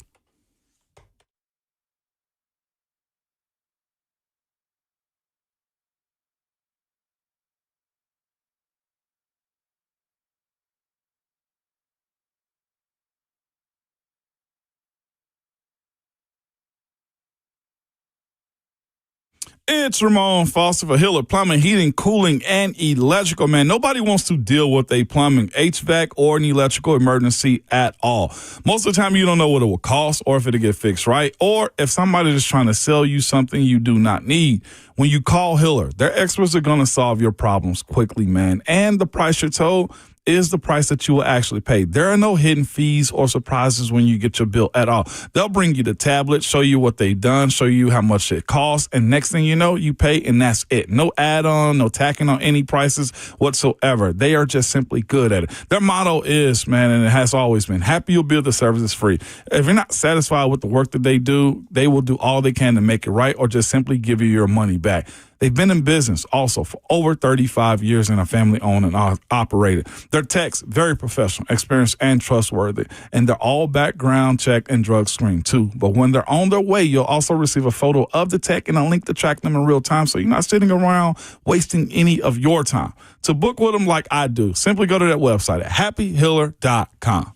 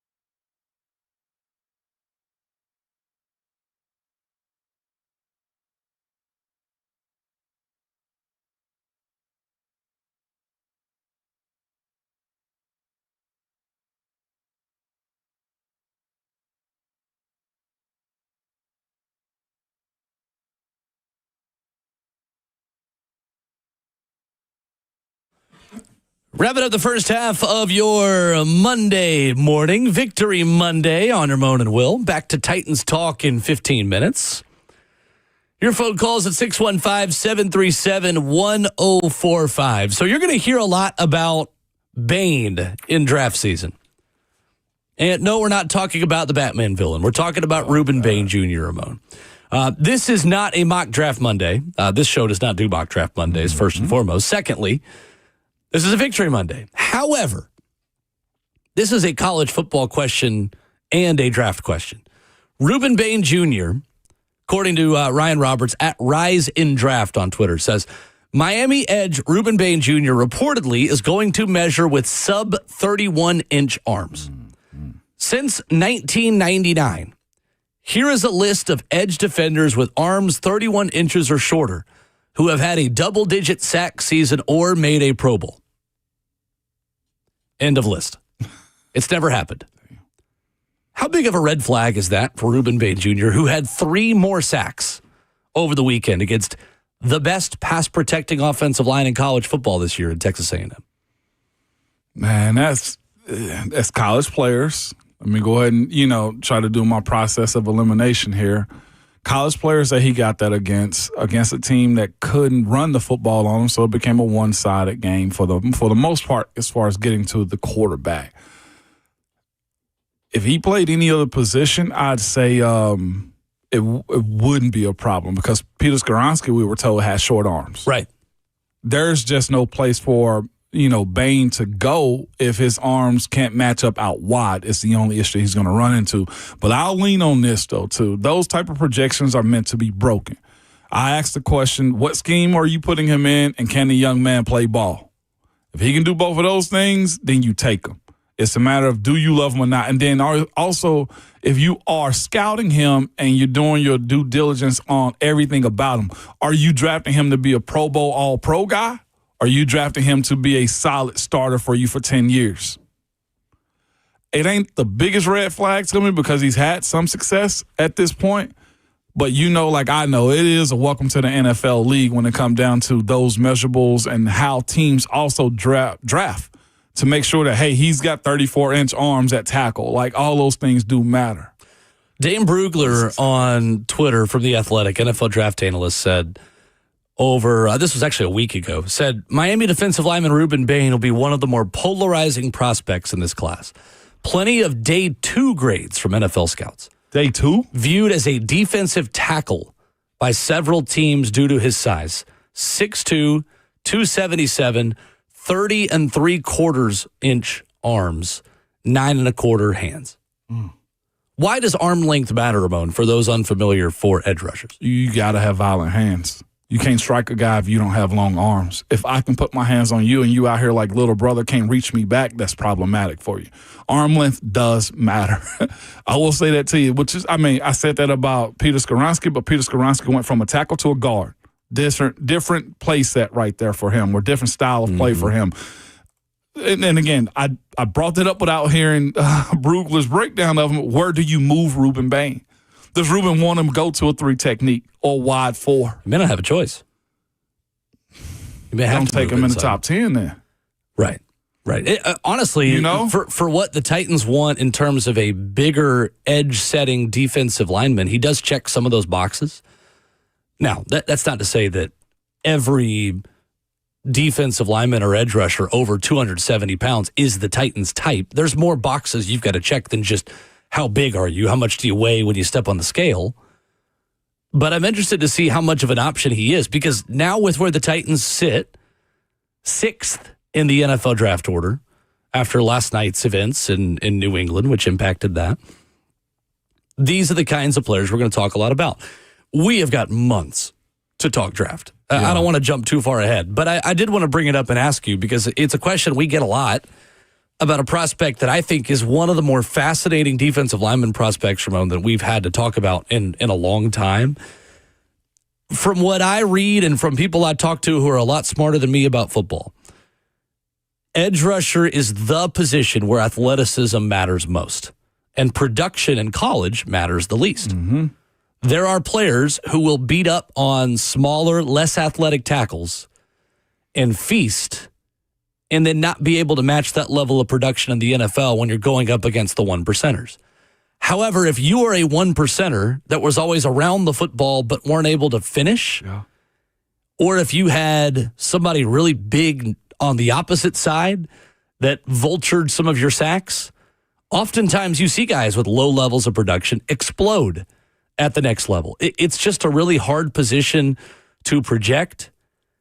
One thing is for sure, that Messidor and Bain give Miami a chance at every game. They do. And that includes in the next round against Ohio State, where they've got a shot to unsettle Julian Sayin a little bit and get after him and get after Ohio State.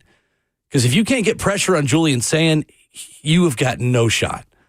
No shot. He'll just find his future NFL 1 and 2 receivers out there as much as he wants to if he's got time to throw. I'm fascinated by what that matchup is going to look like. And Ramon, honestly, that's going to be an important piece of his NFL evaluation. Yeah. How did you perform against Ohio State? That's true. Big question for Ruben Bain and Messidor and all those guys at Miami. So some comps real quick, too. It's got them listed in colleges. They lie all the time about height and size. They got them listed at 6'3". I'm very interested to see what that looks like at the combine. Ruben Bain. And I'm thinking to myself, if he moves inside, let me think of a guy who's that powerful, that good as far as getting sacks, too. I looked at Geno Atkins. Geno Atkins I have a ton of respect for. He's about 6'2", 6'1", and 3/8 is what he is. He's just thicker. Yeah, well. Because Ruben Bain's 277. Oh, yeah, and Geno's 293. Right. So here's the thing about arm length. Geno Atkins' arm length is 32 inches. Yeah, so he's got him. We're talking about 30 3/4. So the comp that Dan Brugler made was Vinny Curry on Twitter. How did that work out for Vinny Curry in the NFL? Vinny Curry was a second-round pick. 2012 NFL draft out of Marshall by the Philadelphia Eagles. Yep. His career high was 9 sacks in 2014. He played 10 years in the NFL and had 32 and a half sacks. There we go. Okay, solid. But that's not top 10 overall pick. Yeah, that's not numbers. top 5. Absolutely That's not. the problem for Ruben Bain Jr. Good player, future pro. Is he worth top 10 pick? We're going to see. Measurables. We got a lot of time to talk about it. But right now, just enjoy him while he's still in college. So real quick, this is to your point about the measurables. This is why you have a team like the Falcons move back up to take a James Pierce Jr. Because you said the projection. Athletic freak. Yes.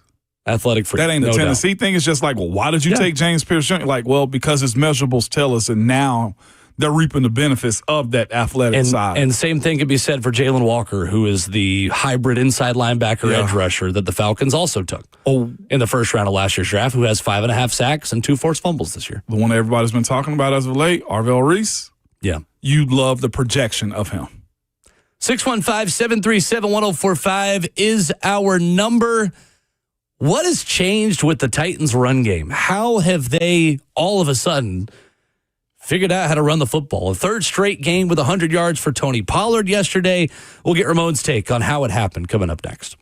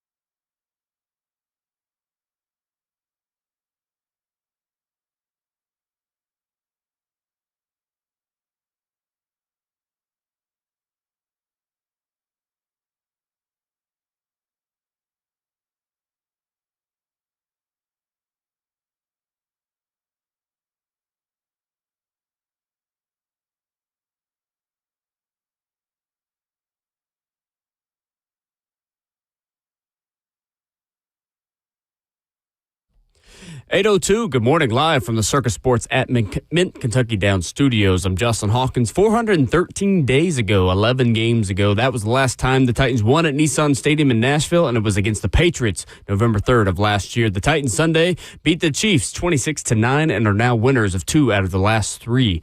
Cam Ward threw for 228 yards and 2 touchdowns, and his best passer rating of the season at 122.3.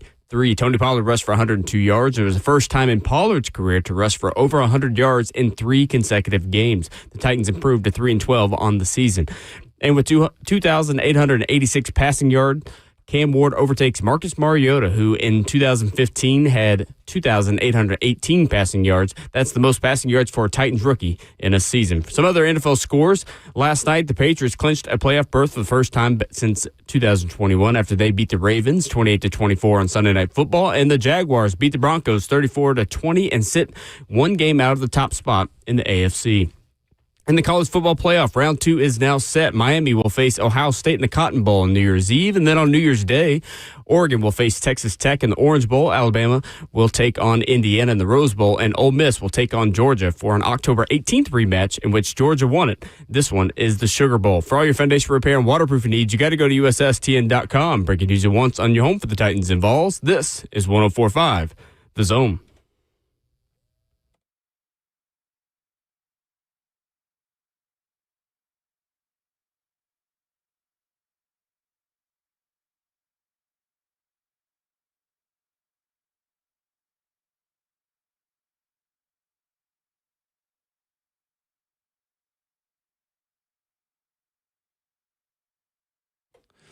Hour number 3 of the program, second half of the show getting started Monday morning on Ramon and Will. 104.5 The Zone TV, Facebook Live, YouTube, Twitter, or Twitch where you stream us. You can take the 104.5 The Zone app with you everywhere as well.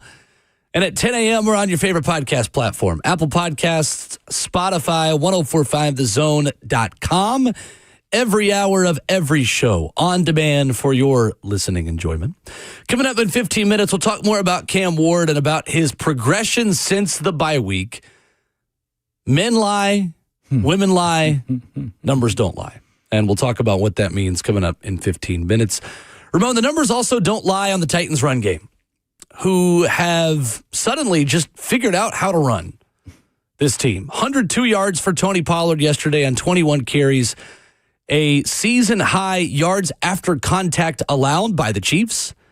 101 yards after contact of the 102 that Tony Pollard had in this game. Tony forced 8 missed tackles, resulting in 41 additional yards gained on the ground. What has changed, Ramon, over these last 3 games?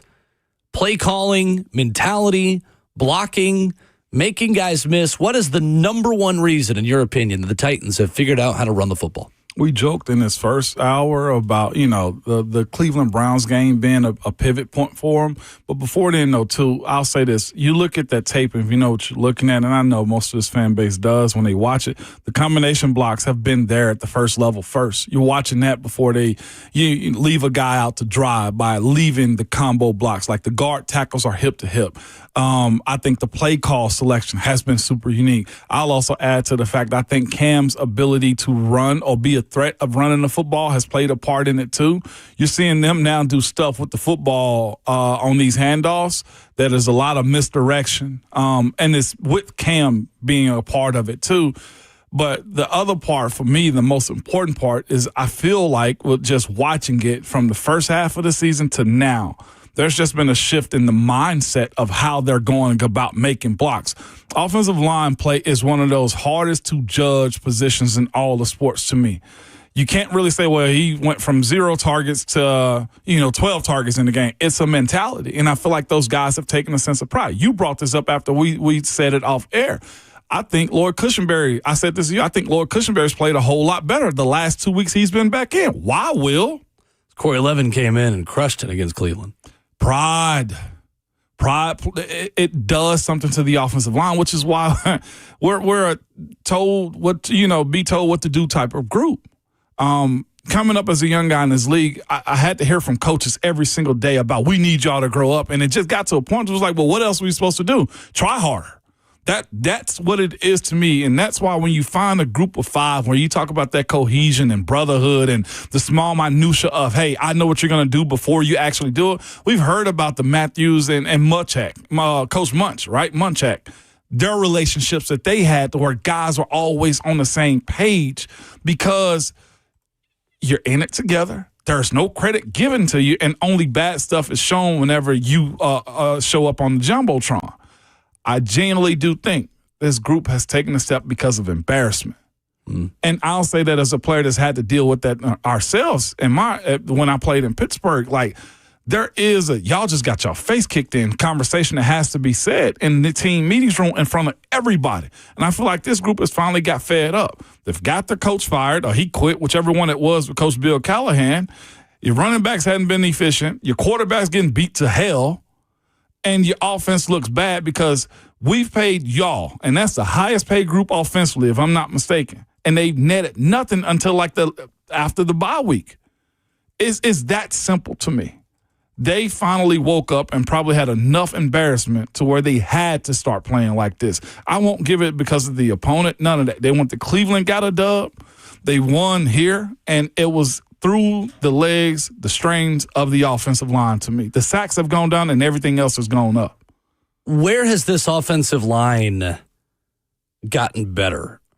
What's changed for them now under an interim coaching staff, Ramon? Because it feels like now across the board, we're starting to see some development. We're starting to see some improvements from that 5. It's 2 things. So the sack situation, Cam's getting rid of the ball a whole lot better. Yeah, yesterday his fastest time to throw as a rookie, 2.42 seconds on average. But they're stopping the negativity also at the line of scrimmage in the run game. You're not seeing, you remember early part of the season, there were guys like just at any point in time on the other on defense just popping up in the backfield often. You be like, golly, you get this right side together, then the left side are losing guys up the middle. They, to me, seem like they've over-communicated in practice. They've put an emphasis on the small detail. And when you have the ability to stay ahead of the chains, those first and second down runs are playing a part in it. And I'll add this, too. Their ability to be more creative in the short passing game has helped out. Right. And the other part, too, the level of competence, has gone up. We're watching right now because this Titans offensive line has a reputation of giving it up still. I will say that they're using that against opposing defenses. The screen game was nice yesterday. It was.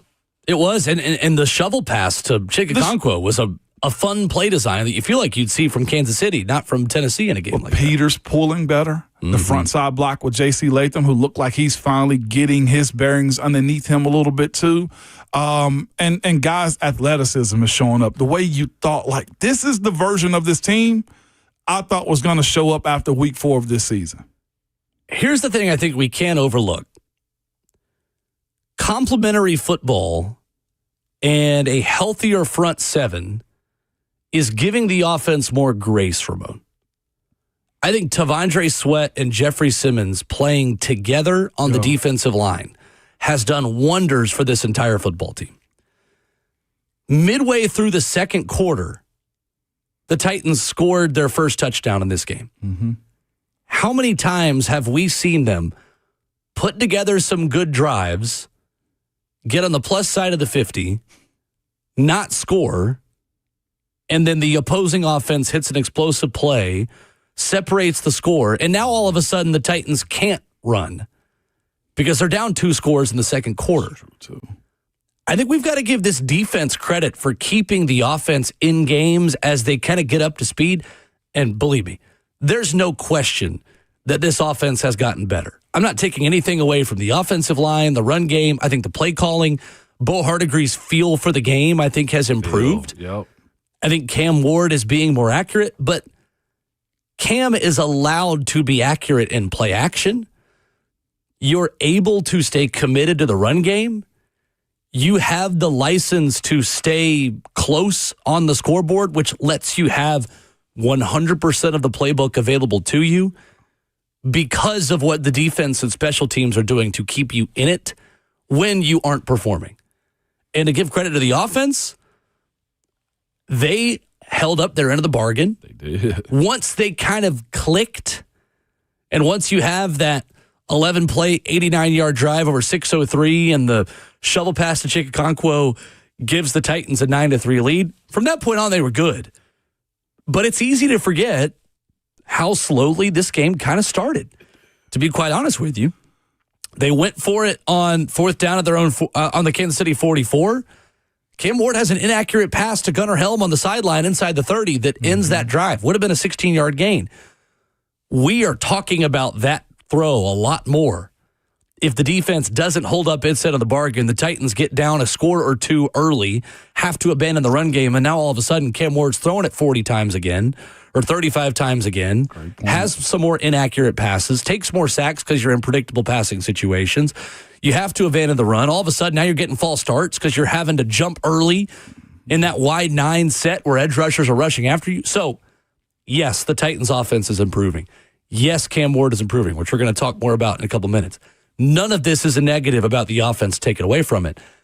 I think we've got to give Denard Wilson and this defensive coaching staff and this defensive roster credit for giving the offense a chance, especially with new safeties, Ramon, in that game yesterday, after 3 safeties get hurt in one football game a week ago. That's fair.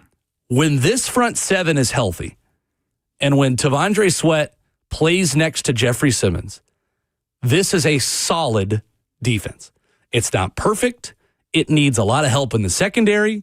You're going to probably need to sign and or draft 3 corners. I get all that. But given what he has been given, Denard Wilson, I think, has done a really good job in 2025. 100% agree with you there. It's complimentary football. Did he lose Marcus Harris yesterday? Who went down yesterday? Marcus Harris out for the game early in that game. Yes, early in the game too. But here's the other part, though. This is complimentary football. This is the expectation of an NFL team. Cam Ward is progressing because the other guys are progressing too. So, and just looking back to it, the plays that happened in that first quarter, the thing that I thought was super unique, the Titans got a 3-and-out. The Titans defense got a 3-and-out. Mm-hmm. To your point about the flow, what you're allowed to do as you go through the game plan, right? That's what you're getting to. As far as the coach is not feeling the pressure, the offense not feeling it too. What the Titans had that Kansas City didn't is the ability to last through first downs. First series, they get the ball to get a first down, 15-yard play. And then it's five plays, and then they punt. The next one, 10 plays, then you punt. You're figuring out what you are. You have the ability to say, hey, coach, we like this, we don't like this. What are they doing up top? You can call up to talk to the coaches in the booth. Like, you have that ability. Yeah. 3-and-outs, Will, to your point, they do nothing for you. That, like, sometimes, like, that's why it's important to have your bread and butter, because when those things work, you have the ability as a team to say, just give us time, and this is going to work out. That's what you're seeing right now, especially when you have the defense on the other side of the ball that'll back you up. 2 3-and-outs from Kansas City is wild to me. And then the next one is 6 plays and then a punt again. For sure. And then they get the safety. For defensively. Sure. Yesterday was a team win. Cam Ward played really well. Cam Ward is playing better. I think, Ramon, it's also fair to say that Cam is getting better in part because this run game has figured out a way to be consistent and be productive. That was always the biggest conversation, at least from my end. We talked about this. Cam needed to be in the side card. I ain't going to say a lot of fans. Some fans were of the mindset, no, this is Cam's show. It's not. Let's talk more about that coming up. 615-737-1045. Wide open for your phone calls for the rest of the show on Titans and Chiefs. Why has Cam Ward gotten so much better? I think it's because he's figured out how to do one thing specifically, and we'll talk about that next.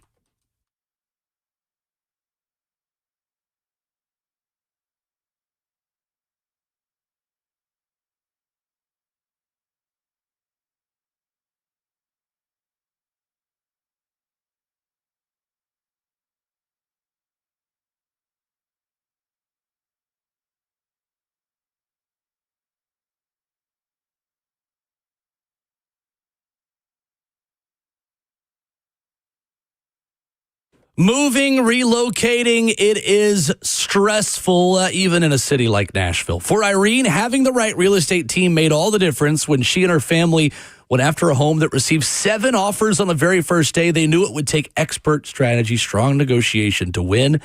Hey, it's Will Bowling. I want to introduce you to my friend Bernie Gallerani of Bernie Gallerani Real Estate. For Irene, they secured the property they wanted in a highly competitive situation. Any story you hear about Bernie Gallerani, the consistent part of it, he gets results. Then came the sale of their townhome in Gallatin, a market saturated with similar properties. Even though their house was not the lowest priced in the community, it was the first one to sell.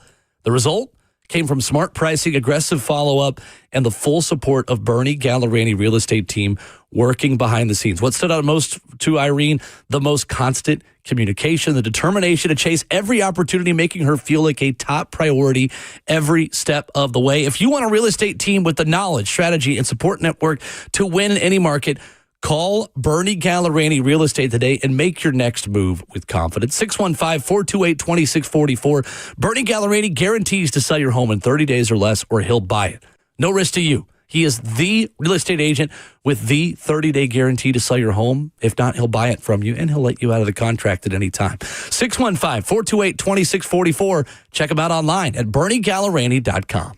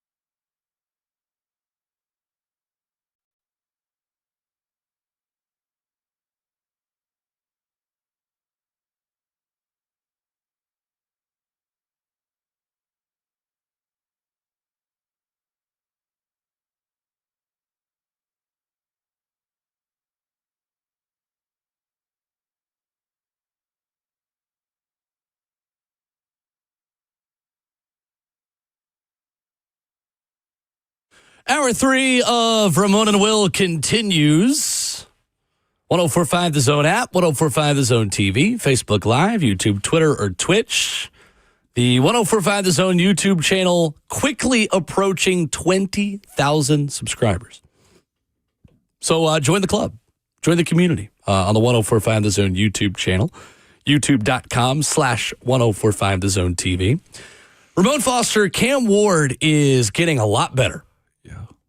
Before the bye week, Cam Ward completed 57.6% of his passes, 5.4 yards per attempt, 1,760 yards, 5 touchdowns, 6 interceptions. A quarterback rating of 72.1, considered well below average. Mm-hmm. In the last 6 games, since the Titans' Week 10 bye week, the second weekend in November, the Titans have not only played good defenses in this span, they've had good quarterback play. Against Houston, Seattle, Jacksonville, at Cleveland, at San Francisco, and against Kansas City. Cam Ward has completed 64% of his passes. That is a 7% increase. It's my Tennessee math. 1,100 yards, 8 touchdowns, which is more than he had in the first 9 games of the season, where he only had 5. 8 touchdowns, only 1 interception. He had 6 in the first 9 games of the season. Mm-hmm. A quarterback rating of 89.3. 16 quarterback rating points higher than weeks 1 through 9 before the bye week. Why has Cam Ward and how has Cam Ward, Ramon, gotten so much better? Is not having to do everything or force himself into making everything perfect, in my personal opinion. This, to me, was the plan. Should have been more of the plan to have him slow walk this progress into figuring out how to stay on the field. Understanding that your teammates are here to also to help you. This isn't college where you come in to be the main guy, especially as a rookie. You're not a senior in college anymore. You're not also playing against young guys on the other side of the ball that are 18 years old, and you can take advantage of them, or your teammates can. I think we've seen the amount of reps that Cam got. I'm not sure what his snap count is this year, but I'm sure he's close to over 1,000. Every snap. So he's over 1,000 or right at 1,000. He's the only quarterback in the NFL to play every snap for his team this year. A lot of familiarity is what you're getting out of him, and having the ability to learn, grow, see different stuff he's never seen before. I think the frustration that Cam may have had was probably due to the fact that, I ain't going to say everything has come easy to him, but success found him sooner than in years past. And this year wasn't that much for him. I'm going to correlate him to a guy that's, I think, the total opposite of Cam, but on the same trajectory as Cam should be going into this next year. Okay. Let's go to Caleb Williams. We heard his coach, Ben Johnson, say, we've been winning in spite or despite what he's done. Ben Johnson said that earlier this season. He said that earlier this season. If you look at Caleb Williams' this year, it has been that. He's had a 100-yard game. He's had an interception game. But what he's had more than anything, Will, is a bubble put around him so that he can grow. That growth that he's had in that incubator of a team that surrounded him, right, allowed him this past weekend to win, in my personal opinion, one of the biggest games that I've seen in this entire year. That game against Green Bay, and he's now wearing a cheese grater hat on his head, where he throws to DJ Moore in the end zone, tucks his hands into his jersey pockets, and watch it.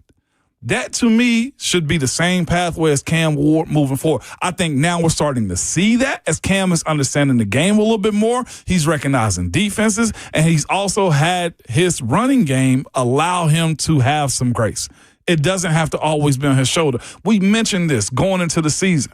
What we were seeing in training camp was the run game looked very strong. The ability to protect him looked really good. His competitiveness, you love that too, but I know our show, for the most part, was just like, we don't need all of Cam. We just need for him to just not mess it up. We were having a conversation about being a game manager, and at some point in time, his number's going to be called. I think right now it's easier for Cam to answer those calls and make those plays because he's getting more assistance.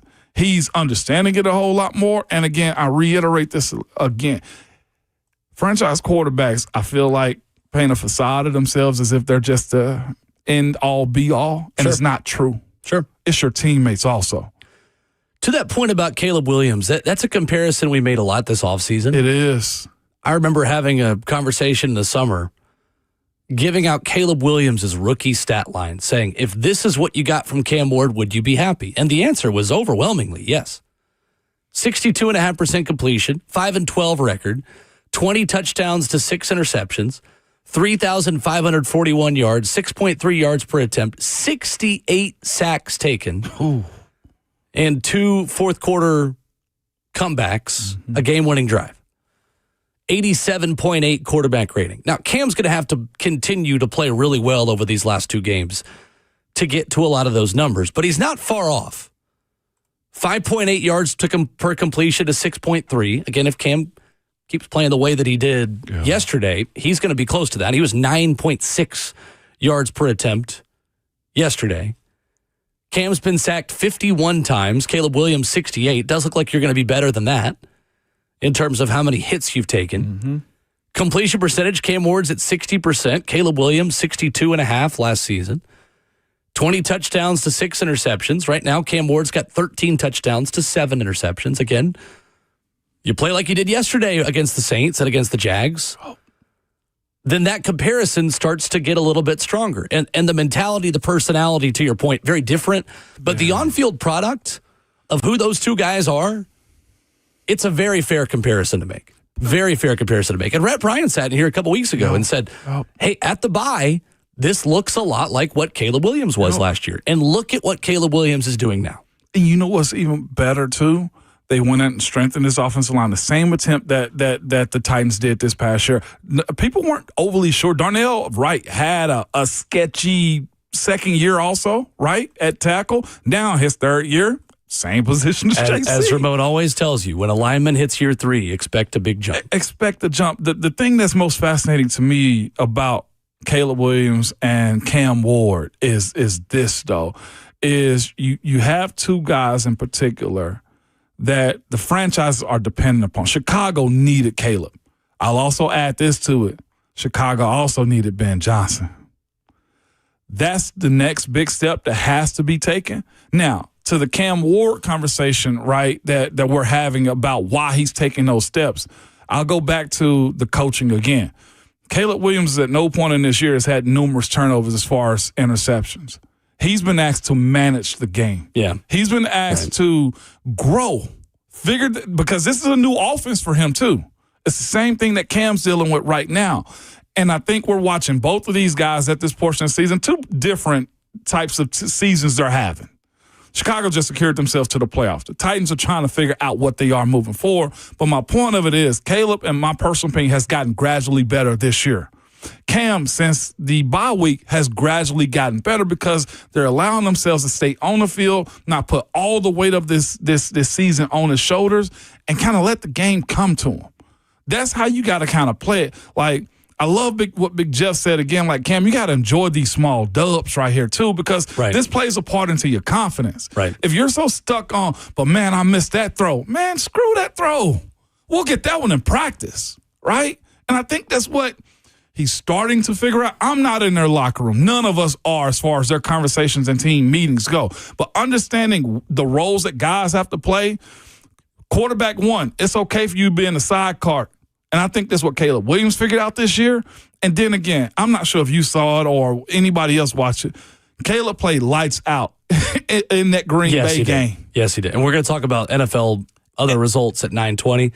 That throw he had to DJ Moore to win that game was all world throw. Think about what Ben Johnson said about him early in the year. I bet Caleb went to him and was like, oh, I bet you now. We're winning in spite of the passing game. I bet we're winning now because of the passing game. And that's what you want, man. There is grace to be given. And there is understanding that has to be had, too, as badly put this team is right now. I agree. With good pieces in it. I agree. I think the Titans' run game getting better is allowing and asking Cam Ward to do less against the blitz. What I mean by that is When you are in 3rd and medium, 3rd and 3, 3rd and 4, you can get rid of the ball more quickly. A, because you don't have to go as far. B, the defense has to respect the run game. The Titans aren't good enough yet on offense to be predictable and good. They need the benefit of a defensive end having to look over both shoulders and be prepared to stop a lot of different things that you can do. Screen pass, run, deep pass, quick pass, draw play, option, all of it. More of the playbook is available to you when you run the football on early downs and you aren't penalized as much and consistently in 3rd and long. This offense was not in 3rd and long very often yesterday. And then all of a sudden, they go 9 for 17 on 3rd down, really 9 for 16, before a kneel down on 3rd down took away one of those. Early in this game, they only started 2 for the first 6. 3rd and 1, Khalil Mulling's run for no gain. They didn't pick it up, but they gave themselves a 3rd and 1. 3rd and 2, 9-yard completion to Chimere Dike. The ball's coming out quicker because he doesn't have to wait for receivers to get to the sticks. The sticks are right there. Cam Ward deserves credit in figuring out how to beat blitzes more effectively. And the 2 throws that he made yesterday on the same drive, back-to-back throws, the 25-yard completion to Elikiah Manor over Jalen Watson, his old teammate in college, Jalen Watson, Cam Ward's, I thought was one of the most underrated moments and best things that Cam Ward has done all season, because it then gave him the chance to hit Chimere Dike for 30 yards 2 plays later. Rolling out to his left, shuffling left. Ramon, that's the play that NFL media members and national people are going to say, like, whoa. This is it. That's Cam Ward. Yeah. In a game against the Chiefs yesterday, the guy that looked like Patrick Mahomes was wearing two-tone blue. Oh. Well, that's not to say that Cam Ward is anything close to Mahomes yet. But the most Mahomes-y thing that happened in the NFL yesterday happened with the Chiefs on the field playing defense for the home team, to your point. But that 30-yard throw to Chimere Dike gets to happen because Cam Ward, against a 0 blitz, stood in the pocket, stepped into the throw, and hit an accurate ball down the sideline to Elikiah Manor for 25 yards to move the chains. And Elick also deserves credit for catching it, too, because that's not a gimme. No, that's why Cam Ward is improving. Standing and delivering against the blitz, partly because he's not being asked to do as much, partly because, Ramon, I think he's starting to trust the guys around him, as you see Chigakonkwo make guys miss with the ball in his hands, as you see Tony Pollard make some guys miss, as you see Tajay Spears get 50 yards again in the receiving game. But 2, Cam Ward is doing more by minimizing himself and his role in the offense.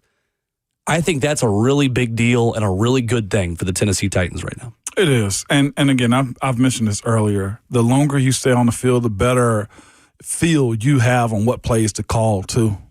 We'll just go through this real quick. The first quarter, 5 plays, 10 plays for the Titans. No points. But you got an understanding of where you go on the play. There was a rhythm, and you were setting up things you could go to later in the game. Second quarter, 3 plays. Titans get a safety on the defense, 3 and out, 11-play touchdown, end of half. Like, you have the ability to stay on the field and get an understanding. It helps Bo Harder. It helps Cam out. And then you come out after halftime because you've ran those plays and you know where the weaknesses are. If players have gone down for them defensively, the issues that you're having offensively that you can minimize, we're taking this play out. We're not running this anymore. You come out the second half, 10-play drive, 64 yards, touchdown. Well, and how many times have we seen this team carry momentum into halftime and then come out of the second half locker room with none of it? It's been a long tail here. You know what I'm saying? Under multiple head coaches. Under multiple head coaches, it's been that conversation. But again, you want to be a team, man, that's running numerous plays. I'll just go ahead and to your point. And I know, of course, context is Patrick Mahomes ain't there. So what? All right. Here's the other part of it, though, too. Titans ran 70 plays. Kansas City ran 43. That's usually flipped.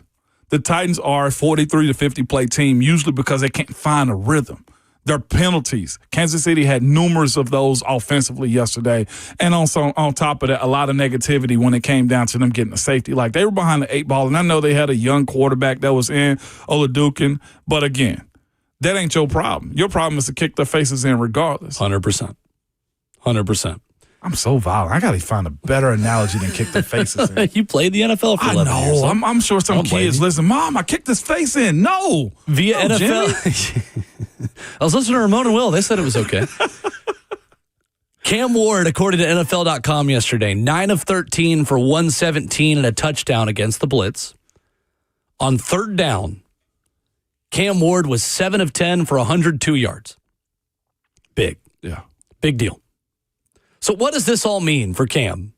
What does his development and progression late in this season mean moving forward? How big of a deal is it that Cam Ward is starting to get better? We'll talk about it next.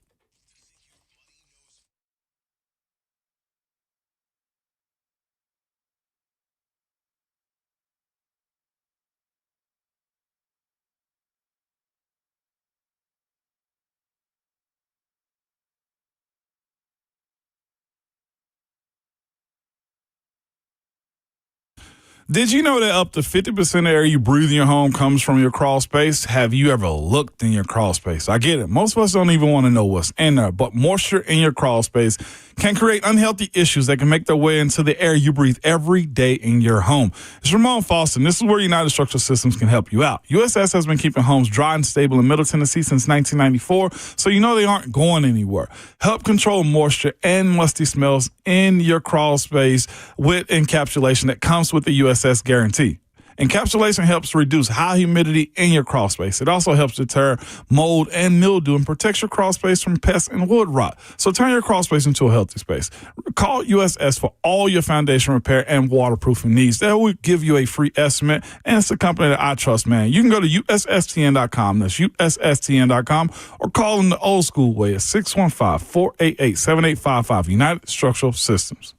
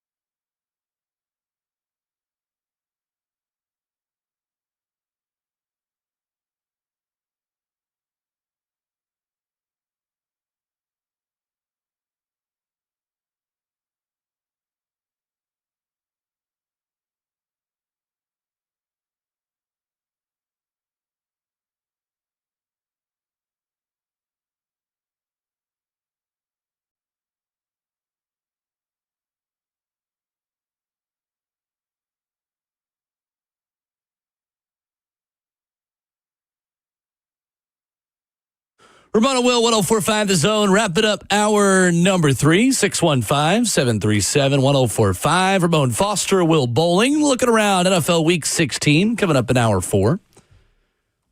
Let's go back to the phones. Jim is in South Nashville. Want to talk some Titans this morning. What's up, Jim? Morning, Jim. Morning. What's going on? Can you hear me all right? Yeah, we got you good. I heard you blinker right now, too.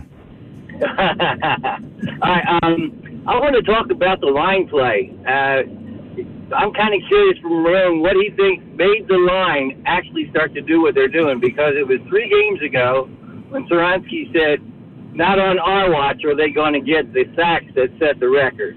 And since that game, it's been a completely different offensive line, and even the scheme that they've been using is different than they've used in the first part of the season. What's going on with that? Thank you, Jim. I think that comment that Skoronski said, a sense of pride, not on our watch. I think now they've also got their bearings underneath them where they're understanding how to play hard. You got to think, when you're losing, you're searching for every single ounce of hope, every single answer for you. It's just like people who date, like they're looking for the perfect girl or the perfect guy. And it's just like, it's not it. Like, it maybe focus on you. And I feel like that's what they've done. I think they were trying to learn Coach Bill Callahan's blocking scheme, the perfection of it. Here's what I would say about that, too. There's a level of basic technique that has to be given, but Peter doesn't block like Zeitler. Dan doesn't move like JC does, and there's variations that you have to have. And I'm not saying he doesn't, but I do think how technical he was and using Bertha and Olga and all the technical stuff that he does somewhat kind of restricts you at times. Do you think Bill Callahan was trying to make things too complex? I think he was trying to strip them down and build them back up for a group that I don't necessarily think needed it as a whole. Like, I think Dan was set. I think Peter pretty much set for the most part. Yeah, sure. Right. JC could probably use some tweaking, but you don't change Zeitler. You don't change the 13-year veteran. Mm-hmm. It was probably in a different phase for where they were as a group with what the blocking scheme commanded, Will, is the way I'm saying it, because we're seeing them move different right now. And again, I will say, and Coach Mike McCoy said this too, to our guys' call just a second ago, I think there was a sense of pride in not, excuse my French, getting your ass kicked against Cleveland. I think the level of embarrassment of Myles Garrett and the national media speaking about him getting 4 sacks on you played a part in it too. I genuinely do think that, because there is no other way that an offensive lineman can prove himself other than pancaking fools and tossing them out the club. Like, there will be no white shoes allowed behind the line of scrimmage. That, to me, like, we used to say stuff like that. Yeah. Like, we used to want to make guys muffle screamers. You know what that means? Put them in a headlock, put a towel over their head, and scream for help. Like, that's what you just have to do, and I think they figured that out. Oh, yeah, I'm too violent on the show. It's the holiday season. I'm being serious when I say this, though, but you got to make the guys on the other side of the ball muffle screamers.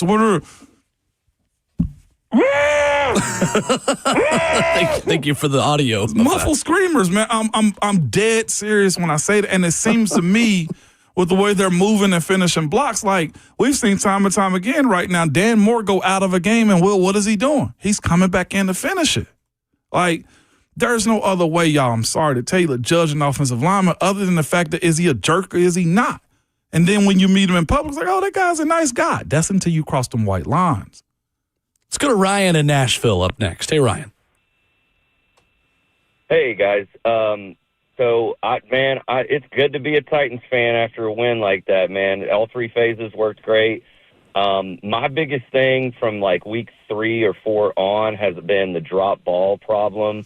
It looked like everybody was getting on time with Cam Ward, getting their hands on the ball, catching it, really extending those drives. So I say that to ask, man, I'd say my biggest priority for next season for either going out and getting somebody or in the draft would be a top-level wide receiver, or at least somebody who kind of fits that mold. But I know we have so many needs elsewhere, edge rusher, other areas of the defense. Obviously, the offensive line is starting to mesh. And to the last caller's question, I think one of the biggest things there is that offensive line, getting a feel for Cam Ward and where he wants to go, how he scrambles, all his movements, all of that, how quick he is. You're going to block different for Aaron Rodgers versus somebody like Cam Ward. So I think that now that we've seen the offensive line sort of start to mesh, I don't know if that's as high on the priority list. And then obviously edge rusher would be something too, but the defense looks great. So as the season goes, how does that move, and where do you guys see us as far as highest priorities for going into next season? Thanks. Yeah, thank you, Ryan. Appreciate the call. It's a great question. I think you got to go get your wide receiver 1 and 2 of the 2026 Tennessee Titans this offseason. I agree. I don't know if either one of those players are on the roster right now. I meant to bring this up. What if the wide receiver 2, and this is just my free agent crush. Okay. What if it's Kyle Pitts? Could be. I know somebody earlier, and I meant to bring it up then, re-signing Chig. Well, I'm not sure if it was Mike or whoever it was. He's such a weapon. He's a free agent, free and clear. A lot of untapped potential there. And already has a 1,000-yard season to his name, too. I mean, I know money on the line for him, so you got a good game. I know the Kirk Cousins game was real solid for him, but you see to that point, right? If Gunner's helm is going to be your blocker, I'd much rather be a veteran like Kyle Pitts be your pass catcher. Well, and I don't think Gunner has to just be a blocker. He doesn't, and but I he's know that's good not at what it you're right saying. now. But Yeah. you're right. Because they really like the way he's improved as a blocker this year, too. And Mike McCoy the other day was giving Luke Stocker, Titans tight end coach, a lot of credit for that. Which, by the way, while we're on the subject of coaches and options that we've talked a lot about today, I'd love for Luke Stocker to be retained. I think if he is really, to your point, and to what Ben Jones has said on the station, an asset. If he's more in charge of the run game after a lot of the coaching changes, I want more of what he's drawn up right now, because the run game's working, and Tony Pollard is 3 straight 100-yard games. I think you've got to go get a young wide receiver with one of your first 2 draft picks.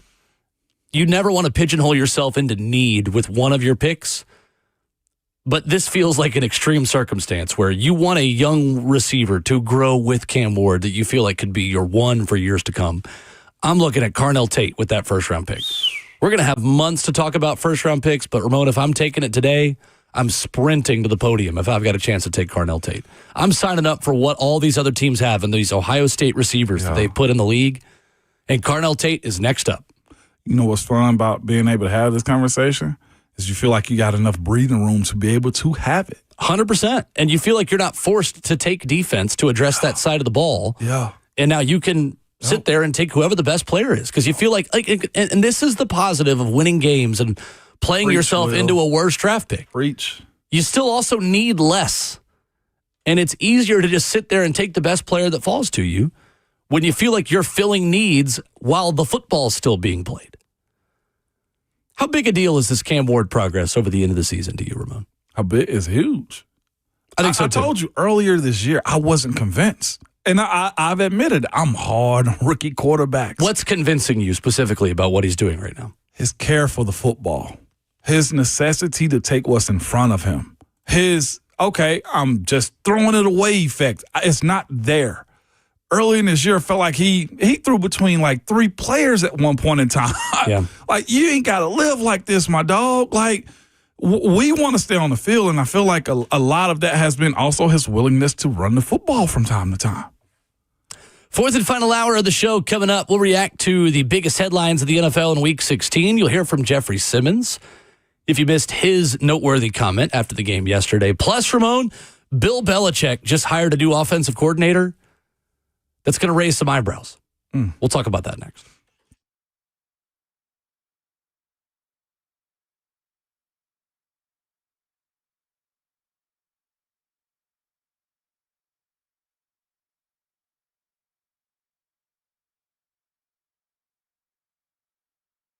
It's Ramon Foster for Medical House Calls. That is the website. I just want to tell you personally, I think this is one of the best companies around, period. I'm going to keep talking and tell you why, though. I had a sickness about 2 weeks ago, man. I felt coming on, and I hit them up actually on the website. I ended up having somebody call me. We set up an appointment. I get off this show at 10 o'clock. They were at my house by 11:15. I got my IV. I got all the vitamins and nutrients that I need inside of me, and the very next day I was back. I was feeling so good, man, and it pretty much kicked that sickness out. If you are like me or others that have that feeling and you want somebody to come to your house and take care of it, medical house calls is where you need to be at, man. It's that simple. But it's not just that. It's a sickness. It's infections, injuries, in-home labs if you need testing, and more. For a flat fee, you can get an evaluation, full exam, treatment plan, and prescriptions if you need it. They will come to your house because they know this. We are busy. Kids are busy. We got a lot of stuff going on. You just simply can't get off work to actually go to the doctor. Well, they're available to you 7 days a week from 7 a.m. to 8 p.m. Same-day appointments available and next day guaranteed. Again, you can visit the website at medicalhousecalls.com or call or text them at 615-838-2375.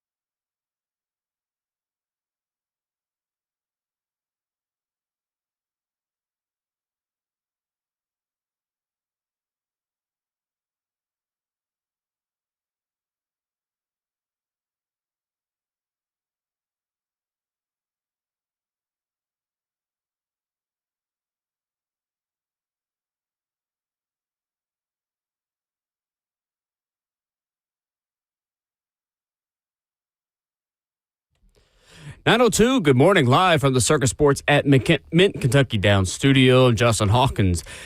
The Titans beat the Chiefs Sunday 26-9 and are now winners of 2 out of the last 3. Cam Ward threw for 228 yards, 2 touchdowns, and it was his best passer rating of the season at 122.3. Tony Pollard rushed for 102 yards, and it was the first time in Pollard's career that he rushed for over 100 yards in 3 straight games. The Titans now improved to 3-12 on the season, and with 2,886 passing yard, Cam Ward overtakes Marcus Mariota, who back in 2015 threw for 2,818 yards in his rookie season. It's the most passing yards for a Titans rookie in a season. Some other NFL scores: the Patriots clinched the playoff berth the first time since 2021 after they beat the Ravens 28-24 on Sunday Night Football, and the Jacksonville Jaguars beat the Broncos 34-20 and now sit 1 game out of the top spot in the AFC. Tonight, Week 16 wraps up on Sunday Night Football as Brock Purdy and the 10-4 49ers travel to Indianapolis to face Phillip Rivers, and the 8-6 Colts kick off at 7:15 on ESPN, or you can hear the game right here on 104.5 The Zone, courtesy of Westwood One, with coverage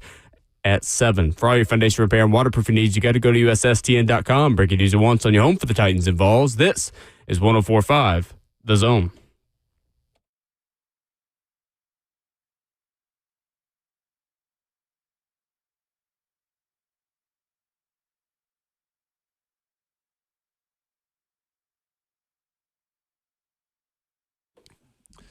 Away we go into the 4th and final hour of your Monday morning as Ramon and Will rolls on. Lots still to get to here for the final 60 minutes. Ramon Foster, Will Bowling, Justin Hawkins. Another very quick work week. We're here with you for 3 days live. Of course, off on Christmas. No show on Friday either. No. Best ofs on the station. I'll take it. On Friday morning. Same will be said next week. Next week's a Tennessee game week here down the road in Nissan Stadium. Yes, it is. The Music City Bowl for Tennessee, Illinois. Looking forward to it, man. I got to get back in the analyst mode, man, going into right. it. Absolutely This right. has been a long break. Titans get the win yesterday over the Kansas City Chiefs 26-9, snapping an 11-game home losing streak. Cam Ward's 122.3 passer rating, 21-28, 228, and 2 touchdowns. The main topic of conversation this morning. But Jeffrey Simmons, I thought, had a really interesting answer to a question about being happy with the win, to a question about Cam Ward's development. Justin, I want to hear the answer about Jeff not wanting to go anywhere and what Jeffrey Simmons had to say after the game yesterday about, now this is why I want to stick around. Well, I mean, it wasn't a bad thing. I had a conversation with Cam. We all talked to Cam, but, of course, when it happened, I was like I told him, I mean, it's hard to win in this league, but to understand and to know every time we come into the meeting room, there's always things to grow off of. And that's what Cam felt coming off the field. So I understood where he's coming from. But one thing I told him, man, it's hard to win in this league, no matter who it's against. I'm sure you wanted everything to be cleaner, and you got to enjoy every one of them. Especially the way this season been going for us, that's kind of my message to him. But I understood where he was coming from. It's not always going to be clean, but just like today, like I told him, most, passing yards in Titan history for a rookie. I kind of threw that in and joked with him, but that's big time. And that's the expectation that he had for himself. And that's the reason why, man, honestly, I keep telling people that's the reason why I don't want to go nowhere. I see the competitive nature. I see the growth, as a rookie of Cam. I see I can see where he could take this franchise. So, I'm looking forward to continue to end the season the right way. And we'll see how next year go for us. Jeffrey Simmons postgame, referencing Cam Ward's postgame comments against the Cleveland Browns, where he talked about treating wins and losses the same and not being satisfied with the way they finished that game. What does it mean to this team, Ramon, and to this locker room to have a guy like Jeffrey Simmons plant his flag in Nashville and say, helping Cam Ward grow on and off the field, being the leader of this franchise, that's why I want to stick around? It's huge. It gives, I think, a vote of confidence to everybody else that I think will be around, that this is how we will operate moving forward. I think when you look at the transition and change and the transformation that Jeff had this offseason, I think that's going to be the expectation for everybody else also that have their issues that need to get themselves together. I think when you look at the mentality that Cam is bringing, like Jeff is letting him know, like, young fella, you got to kind of bring that in, but I understand where you're coming from. I understand that you're competitive, but everybody else is on a different pathway than you are, and we're all competing for the same goal. I think it's unique in what Jeff is telling him. And maybe that gives Cam a bigger understanding of the bigger picture. Like Jeff was saying, like, this rookie class has been super unique and been very professional, and that's not always the case.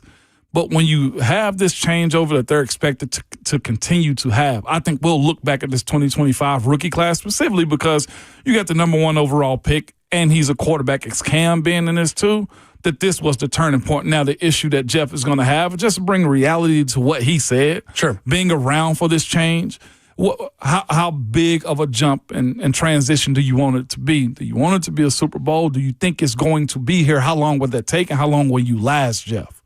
You know, all those things play a part in it too. And him saying that, yeah, he wants to be here and be a part of this, I'll say this as somebody that's been there themselves. It's awesome being a one franchise guy. It just is. If that's what Jeff is seeking, he should most definitely, he and his camp command that from the Tennessee Titans front office. Go ahead and put pen to paper and kind of bring this thing full circle. I think Jeff's number, 30, close to it. If not, you're going to have the cap room and space to do it. He's proven to want to be a part of it. He's shown it. Best season of his career thus far. Yeah. He's entering blank check territory. He kind of as far as what he wants from this front office this upcoming offseason. And the Titans have money to pay him. And they have the flexibility to give him a big old bonus, front load those cap hits, and get a deal on the back end of the contract.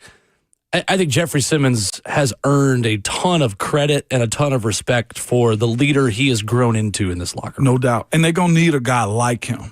100%. They need more Jeffrey Simmons on this team. It can't just be Cam. He's too. Agreed. I'm going to say this, and I don't want to call it disrespectful. He's too young to lead like this just now. Look at, we compared them a second ago. Look at Chicago. How many vets do they have? Byards there, right?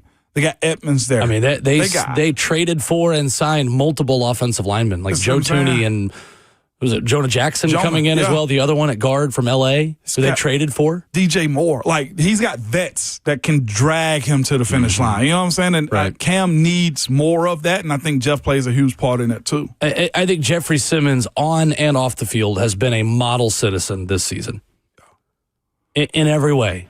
That answer is why you don't trade Jeffrey Simmons and why his value to the Tennessee Titans doesn't have a number on it, doesn't have draft pick compensation on it.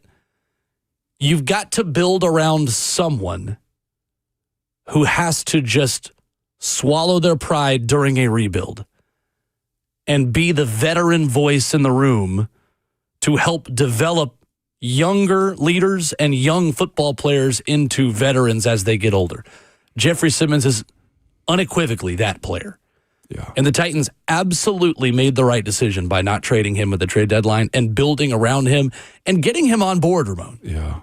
Because it would be very easy for Jeffrey Simmons to feel isolated and feel like he's a part of the old Titans and all these new guys are coming in. It'd be really easy for him to be a bad teammate and resent the front office for keeping him here and not trading him to a contender and not giving him an extension this past offseason. I know we got a little bit of a bump. It'd be really easy for Jeffrey Simmons to take this the other direction and hold it against the team. And he has not done that. Yeah. What has he actually done? He's actually leaned into it more, being the voice in that locker room and being able to cut a little bit of weight, evolve as a player, and have a career season with a lot changing around him. Titans fans, don't take that for granted. Don't take that for granted. And I don't think you are. I think this fan base and this team and this city appreciates Jeff for what he is. I can't say enough good things about what that guy has been for the Tennessee Titans on and off the field in 2025. Cannot say enough good things. In a season where things have not gone well, and even to your plan of rebuilding, Ramon, things haven't gone well. Right. Starting to ascend a little bit here at the end. Let's see how they finish the season over these last 2 games. Right now, they've won 2 out of 3, and things feel better. You've got hope. You've got a vision of what Cam Ward looks like as a franchise quarterback. Let's see if they can continue that. But as far as Jeff is concerned, he is the positive in an otherwise bad season. I agree. Quick headline for you before we get to a break and get to some phone calls and talk more NFL football. Bill Belichick is hiring a new offensive coordinator. Who? Bobby Petrino. Bobby Petrino. Boy, to be a fly on the wall in those meetings. Kenny Orr walking around campus. Billy and Bobby. Billy and Bobby. I mean, personalities matched. I mean, everything is as far as former head coaches. I mean, they're never mind. They got a lot in common. Is the way I look at this situation. But here's also the other side of it. You know, what do they have in common, Ramon? Nothing. Say it. What are we gonna say? Are we just gonna? I'm not gonna do it today. I'm not gonna do it. I've been violent all day today. Okay, listen. I'm gonna leave it alone. We'll talk later. I just signed a new contract. Will I just signed a new contract? Me too. We good. Yes, we good. We're gonna stay on air, man. But no, we're gonna keep it cool today. I will say this too. Aside the personal stuff, I've always liked Petrino. He recruited me heavy, man, out of Louisville at the time. So, as far as on the field, great offensive coach, good offensive coordinator. Absolutely, man. Good offensive coordinator. Let's keep him on 4-wheel vehicles, not 2. Can they bring hope back? Always the goal. Has North Carolina football ever been hopeful? I'm saying bringing hope back. Hopeful of what? What are you hoping to do? Mitch Trubisky. What are you hoping to do at North Carolina? I'm serious. What's considered success at UNC? They're never not going to be a basketball school. Right, but Indiana could say the same thing, and they're number 1 in the country. This is also very true. I think under Bill Belichick, you're not going to ever see UNC enter that neighborhood.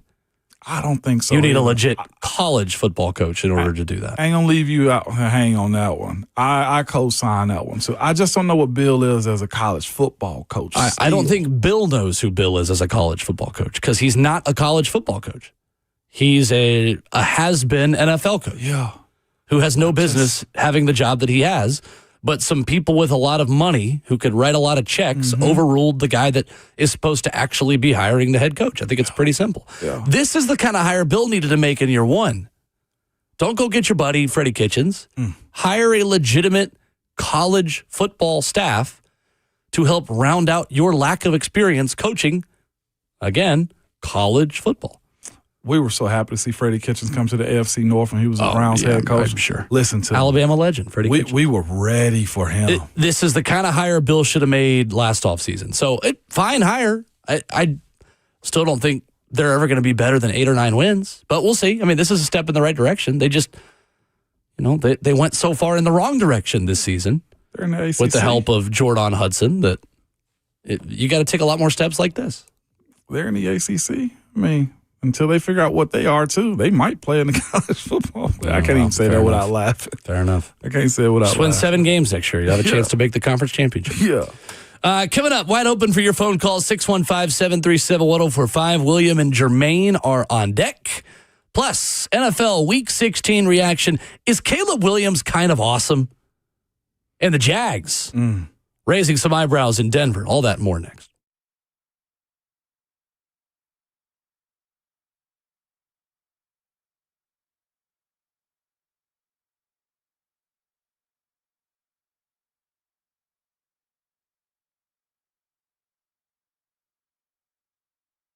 It's Ramon and Will here for Volunteer Traditions. Will, man, any time of the year, Volunteer Tradition gets you right. From your head to your toes, they got whatever you need to go. I tried to hit a little bit of a rhyme right there, but it don't matter at times, man. But listen, you can head to their brick and mortar shop in Gallatin, Tennessee, and pick up a holiday gift for anybody right now, Will. You absolutely can. Up in Gallatin, not far at all from downtown, volunteertraditions.com. I'm looking at holiday sale here, Ramon. I clicked top left corner of the page, holiday sale.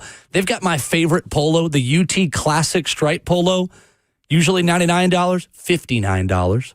here during the holiday season. Basketball polo and pullover bundle, $149. It's Volunteer Traditions' biggest sale yet. You got to take advantage of this holiday sale. Save up to 40% off on high quality polos, outerwear, tees, hats, and more. Maybe even shop for yourself a little bit while you're there. VolunteerTraditions.com. Their store up in Gallatin, great as well. Started back on campus at 06. Volunteer Traditions still makes gear for Vols fans, by Vols fans, with holiday savings you can't beat. Online at VolunteerTraditions.com.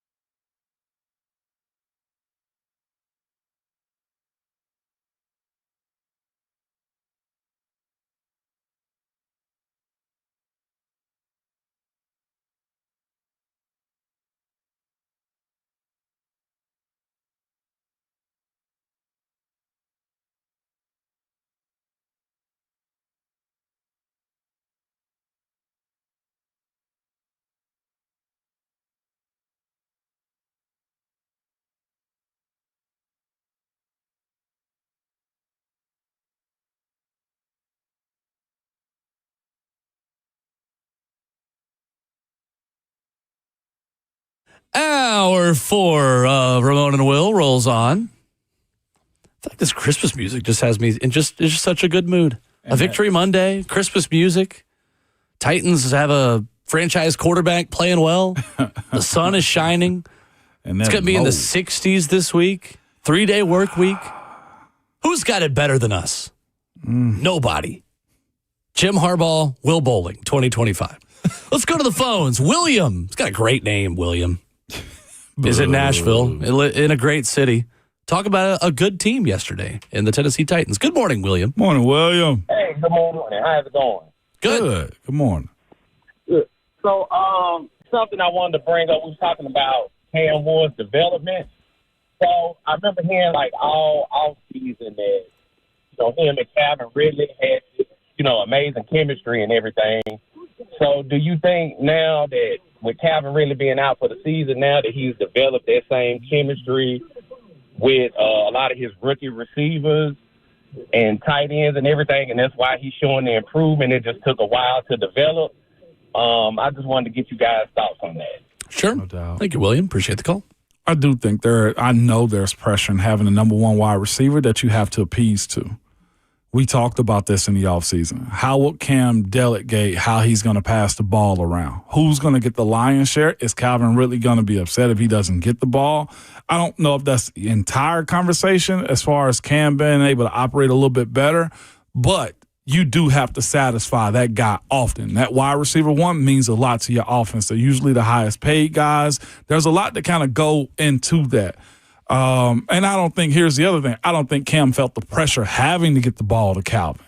It's just that you also needed the football to go to him because he's the guy. I do think chemistry with receivers is a part of it. I think the biggest reason he's progressing is he's understanding the timing of playing NFL quarterback. Cam Ward's understanding how quickly the ball is going to come out and how decisive he has to be. Yeah. And Next Gen Stats bears that out. 2.42 seconds average time to throw yesterday. His fastest of the season, despite the fact that he saw the second highest percentage of blitzes that he's seen all season. Reps, more reps. He's getting comfortable. And more reps on top of it. That's why we make all this, mythical stuff about these great quarterbacks. But it's because they've seen everything. They've had enough success that they're not surprised. Like that's the reason the Colts brought in Phillip Rivers. Nothing was going to surprise them, and then they go to Seattle and go toe-to-toe with them. Did they play yesterday? They played tonight. Tonight's. Okay. Phillip Rivers and the Colts taking on the San Francisco 49ers. He'll answer the call again. Watch. He might end up winning this one. I wouldn't bet it, but he might end up winning this one. Let's go to Jermaine up next in Nashville. You can join us, 615-737-1045. What's up, Jermaine? How you guys doing? Good morning. I just had a question about bringing in the next Titans coaching staff. Do you think either Titans front office or just anybody will they try to retain Bones Fossil to keep his special team, or do you think he'll be gone as well, or do you think we should try to retain him as well? Yeah. That was my question. Thank you, Jermaine. What do you think? I do think he'll have to be retained. I think so, too. Yeah. Unless you find yourself in a trying to hire your friend type of situation. One, he's well respected. Two, he knows what he's doing. Three has been one of the biggest highlights of this season so far. And he clearly has an understanding and a game plan for Chimere Dike each and every week. That's another part, too, the hidden yardage side of things. Being able to get past the 35 time and time again on kickoffs and whatnot. Yeah, and then also yesterday, do you count that as a block punt? It definitely clipped. Truman Jones blocked it, Truman Jones blocked another punt. Like, they found ways to find success in that third phase that nobody thinks about. He, and another conversation that has to be had, too, I'm not sure when we'll end up getting it, but Denard Wilson, as far as other coaches being retained, I don't know. It depends on who you hire. Yes, it does. But I think Denard Wilson certainly should at least be given an interview to be retained as defensive coordinator by whoever the new head coach is. Fully agree with you there. I think Luke Stocker at tight ends is another one. I think Denard Wilson, Bones Fossil, I think you start there. He might not even in there. I mean, I think Frank Bush, with the way these linebackers have played, I thought James Williams, Ramon, had a good day yesterday. He did. Starting for Cedric Gray. Yes. I know Kansas City didn't offer much as far as resistance goes on offense, but I think there are certainly members of this staff that you're going to want to talk to and learn more about and have the chance to keep. And Bones Fossil is absolutely at the top of the list. I agree. No question. Let's go around the NFL a bit, shall we? Let's do it. Week 16 was fun. Some big games. Starting Saturday night, Chicago 22, Green Bay 16. Caleb Williams ties Peyton Manning for the most fourth quarter comebacks in a season by a player under the age of 25 in NFL history with 6. The throw that he made to DJ Moore to win this game was elite. Did we write off Caleb Williams too quickly, Ramon? No, I think some did. I think we knew this. Getting him with Ben Johnson was going to be the case. Maybe I'll phrase it this way. Did NFL media write off Caleb Williams too quickly? Oh, yeah. Because you and I never did. Yeah, he got made a mockery of. You remember we were doing the pre-draft conversation about him crying in his mom's arms and stuff like that. He got made a mockery of that. Then you start looking at the fingernail conversation. His level of, I guess, his airheadedness that he would have in his facial expressions, people judged that at times and not realizing that the guy was a competitor the way he should be. It is always, can you match a player up with a coach? And he's looking like it right now. He's got the right type of guy that tells him, we don't need you right now, until they did on Saturday night, Will. What a game that was, man. Overtime and the way it ended, too. DJ Moore with that touchdown. Oh, my Lord. And Jade Walker, too. Another clutch throw by Caleb Williams, too, find him in the corner of the end zone. Big time. Packers had a 10-point lead late in the third in this game off a 33-yard Malik Willis touchdown throw to Romeo Doubs. Yeah. Who is going to be a very popular man in Nashville, Tennessee this offseason, Ramon, because he is a pending free agent, Romeo Doubs, playing himself into a big old check from somebody. And they had a 10-point lead with 5:03 left in this game, Green Bay. Held the Bears to 1 of 10 on third down in regulation. And then Chicago goes down and scores, gets the onside kick, forces overtime, goes to overtime, and what do you know? But Caleb Williams delivering maybe the throw of the season in the NFL. Now, Cam Ward's throw to Chimere DK drifting left for 30 yards yesterday is right up there as well. But Caleb Williams is a great example, again, of minimizing yourself and getting more on the back end. Mm-hmm.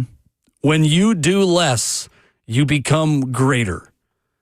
In a good team with a good head coach, Ramon, that post-game press conference, that post-game victory speech that Ben Johnson had too, he is not the stereotypical nerdy offensive coach. Right.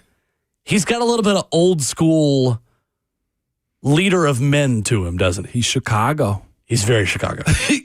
That's counter to what, like, and not Chicago Bears, but Chicago, Illinois. Because being an offensive coach in Chicago, long term, you got to go back a long time for that to be a compliment. Listen, man, it's for real. And not a criticism. Like, he matches up with what the city needs. Right. Like, and you're not hiring because of that, but his mentality absolutely fits. And then it goes to the other side of the ball. You know how many interceptions their defense have? How many? 21. Goodness.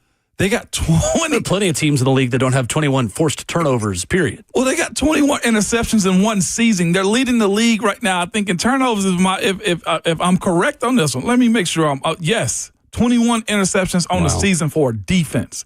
They're giving their offense the ball back, too. It's the other part of it, too. And he's challenging both sides. If you listen to his victory speeches and how he talks about that team, like, it's a good mesh of coach to player to city to me.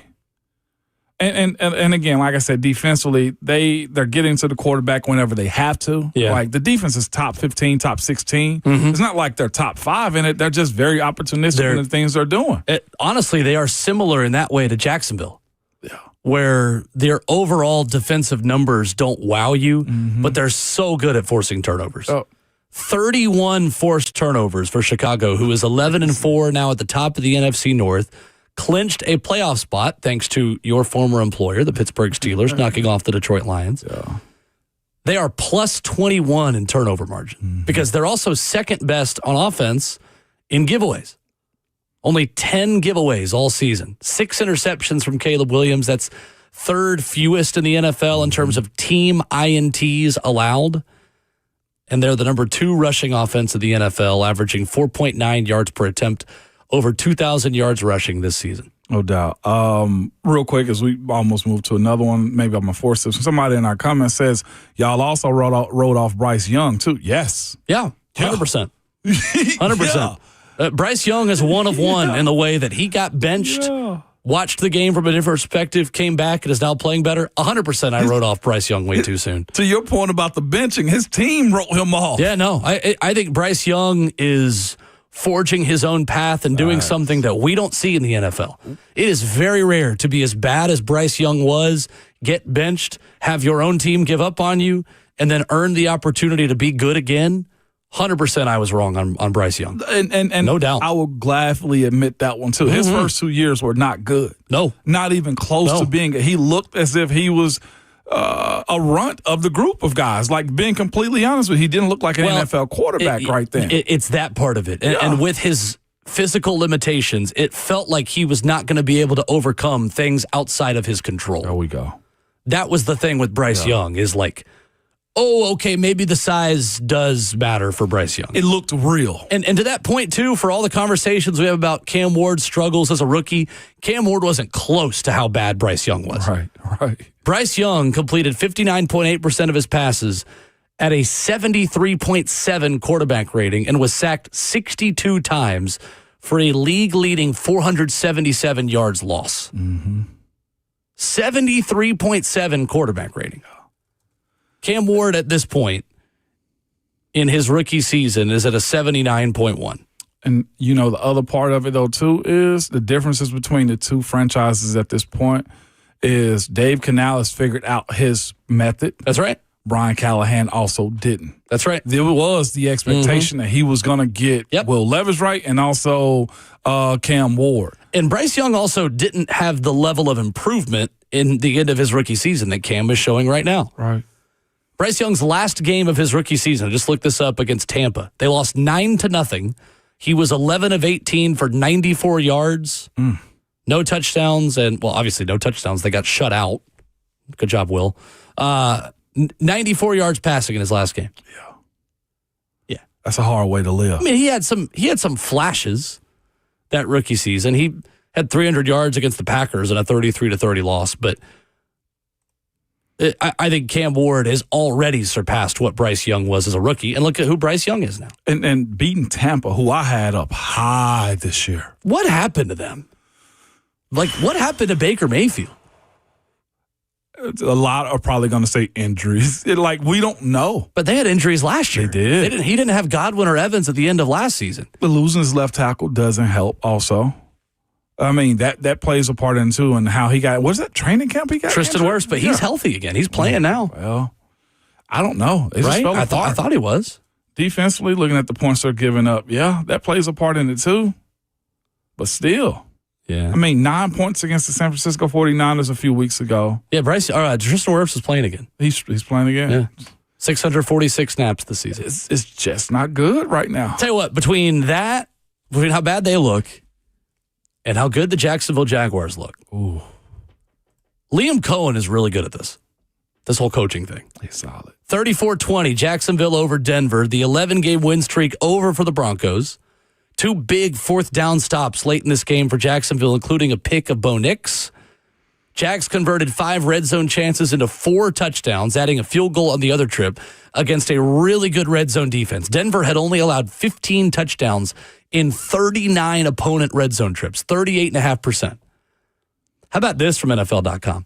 The Jags are now 6-3 against teams that are over 500 or 500 or better. The Broncos are 3-3 against teams that are 500 or better. Front runners. Trevor Lawrence, 23 of 36, 279, 3 touchdowns, 6 carries for 20 and a rushing score in the last 4 games, Ramon, since the Jags came to Nashville. Trevor Lawrence has 12 touchdowns and 0 interceptions. Yeah. Are we watching him become the quarterback we thought he would be, or do you need to see more? I think he's becoming it. He's also got weapons that he like a lot, too. That starts with Jacoby Myers. Who just got an extension. He did. It's just rumors online about they might get rid of Brian Thomas Jr. I can't see that happening. I just don't know a world where they would just make Travis Hunter wide receiver 1 on that side of the ball. I think more weapons he has, the better. I think Travis should go to the defensive side of the ball, but that's just me. But then he's also getting contributions from Parker Washington, who went completely nuts yesterday. And told all the defenders after he made all those plays, too. Yeah, he did. Guy is a talker, but he backs it up. He backs it up, and they got the right amount of balance of being able to run the ball. Well, I will say to Trevor Lawrence, if he's got some good friends around him, bro, when you run in that sideline, you better get down. He's playing with fire again. Yeah, that's the last thing that they need. And he needs to be cool on the sideline is what I would say to him. And he's going to get flung like Jackson Dart did in that Giants game. But he's got the right amount of balance around. The defense played their part. And soon as Bo Nix reels me in, as soon as he just got me, he has a game like he did yesterday. Under 60% I'm right completion. there with you. Right there with you. Will every single time. Like, you remember when I said it earlier, like Bo does his little thing that Bo does. Yep. And he did it again yesterday. Well, and when Jacksonville got a second half lead, you saw what happened. Well, if you make Bo Nix beat you, this is what happens. This is what I still don't think he can do it enough for them to go on a win streak and win a Super Bowl. He's good of the very worst, I guess, at this point. I don't know how to put him. You're telling me also that 3-3 against teams with winning records. Yeah, well, the Broncos are 3-3 against teams that are 500 or better. He had a phenomenal game against the Giants when they went toe-to-toe, but it's the Giants this year. Exactly. Yep. Like, I think the structure of the Denver Broncos is elite. Mm-hmm. They got A-tier players on each side of the ball at every level. But it's him to me right now. To win November, December, and January, and, if you win those February football, who is calling the shots at quarterback? That's a great question. I can't get with him now. I got to be officially out on Bo Nix. The former Titan Bowl last night was good. Derrick Henry versus Mike Vrabel. Hadn't talked about it yet. We'll dive into Sunday Night Football reaction, plus get to Mark on the phones as we wrap up a Victory Monday. Got to enjoy every one of them when they come to you. Coming up next.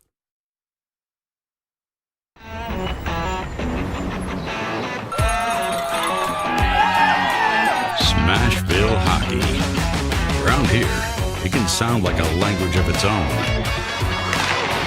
But hey, if you can pronounce Demumbrian, then names like Yossi, Shea, and Marchessault will roll right off the tongue. Nashville Predators, only in Smashville.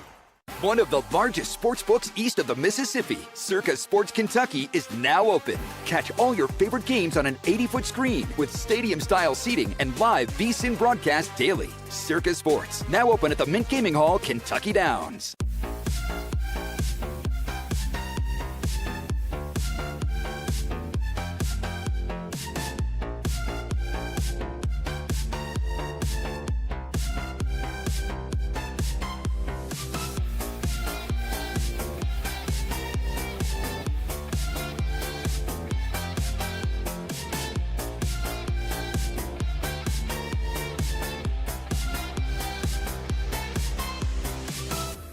My dad and I used to golf together all the time, but when he hurt his back, it was over.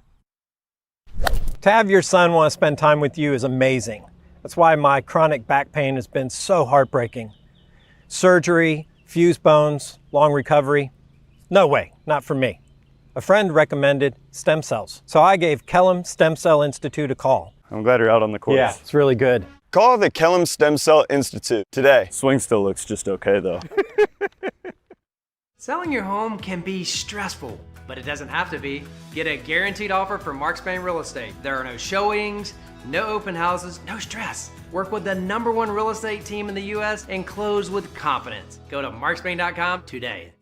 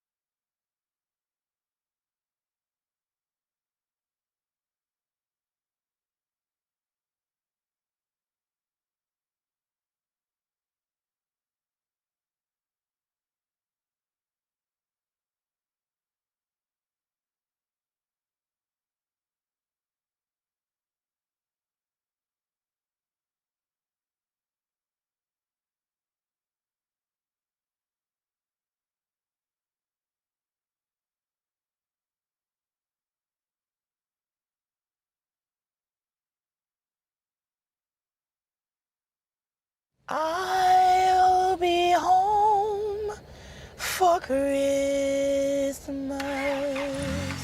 You can count on me. I'll be home for Christmas.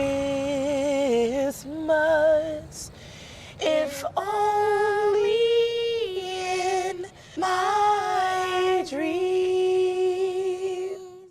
Work, it's what we do, part of who we are. There is joy in work. And no matter what size your business is, the dedicated commercial team at Two Rivers Ford will find the work trucks and vans that keep your business moving. And Two Rivers is the only dealer that offers a 90-day free fleet management program that can help you save money on every single mile. The Commercial Vehicle Center at Two Rivers Ford. We work for you.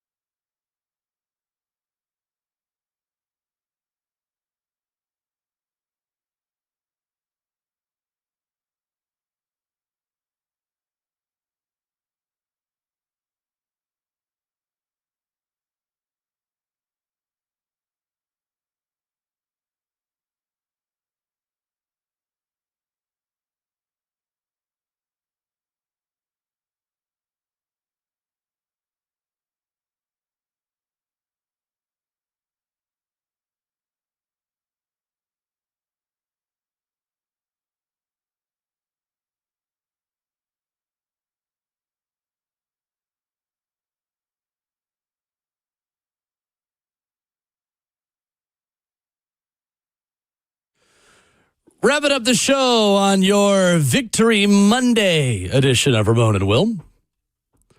Ramon Foster, Will Bowling, Justin Hawkins, back with you tomorrow morning for our penultimate show of the week. Next to last. Yeah, yay. Quick I week. love this song, by the way. Merry Christmas to all. Mark is up next. Final call of the morning. What's up, Mark? Morning, Mark. Morning, guys. Shout out to Zach. R.I.P. Greg Biffle. And last thing, has anyone given any thought at all to keeping the current coaching staff intact? I mean, top to bottom, I know y'all are picking pieces apart and keeping Fossil and this guy and that guy, which I agree. But why not just keep it moving forward? Yeah. Thank you, Mark. That's it. Appreciate the call. Mark. I expect him to go in a different direction. Yeah. That's just kind of where I am more than anything. Like, I get that they're, the vibes are good.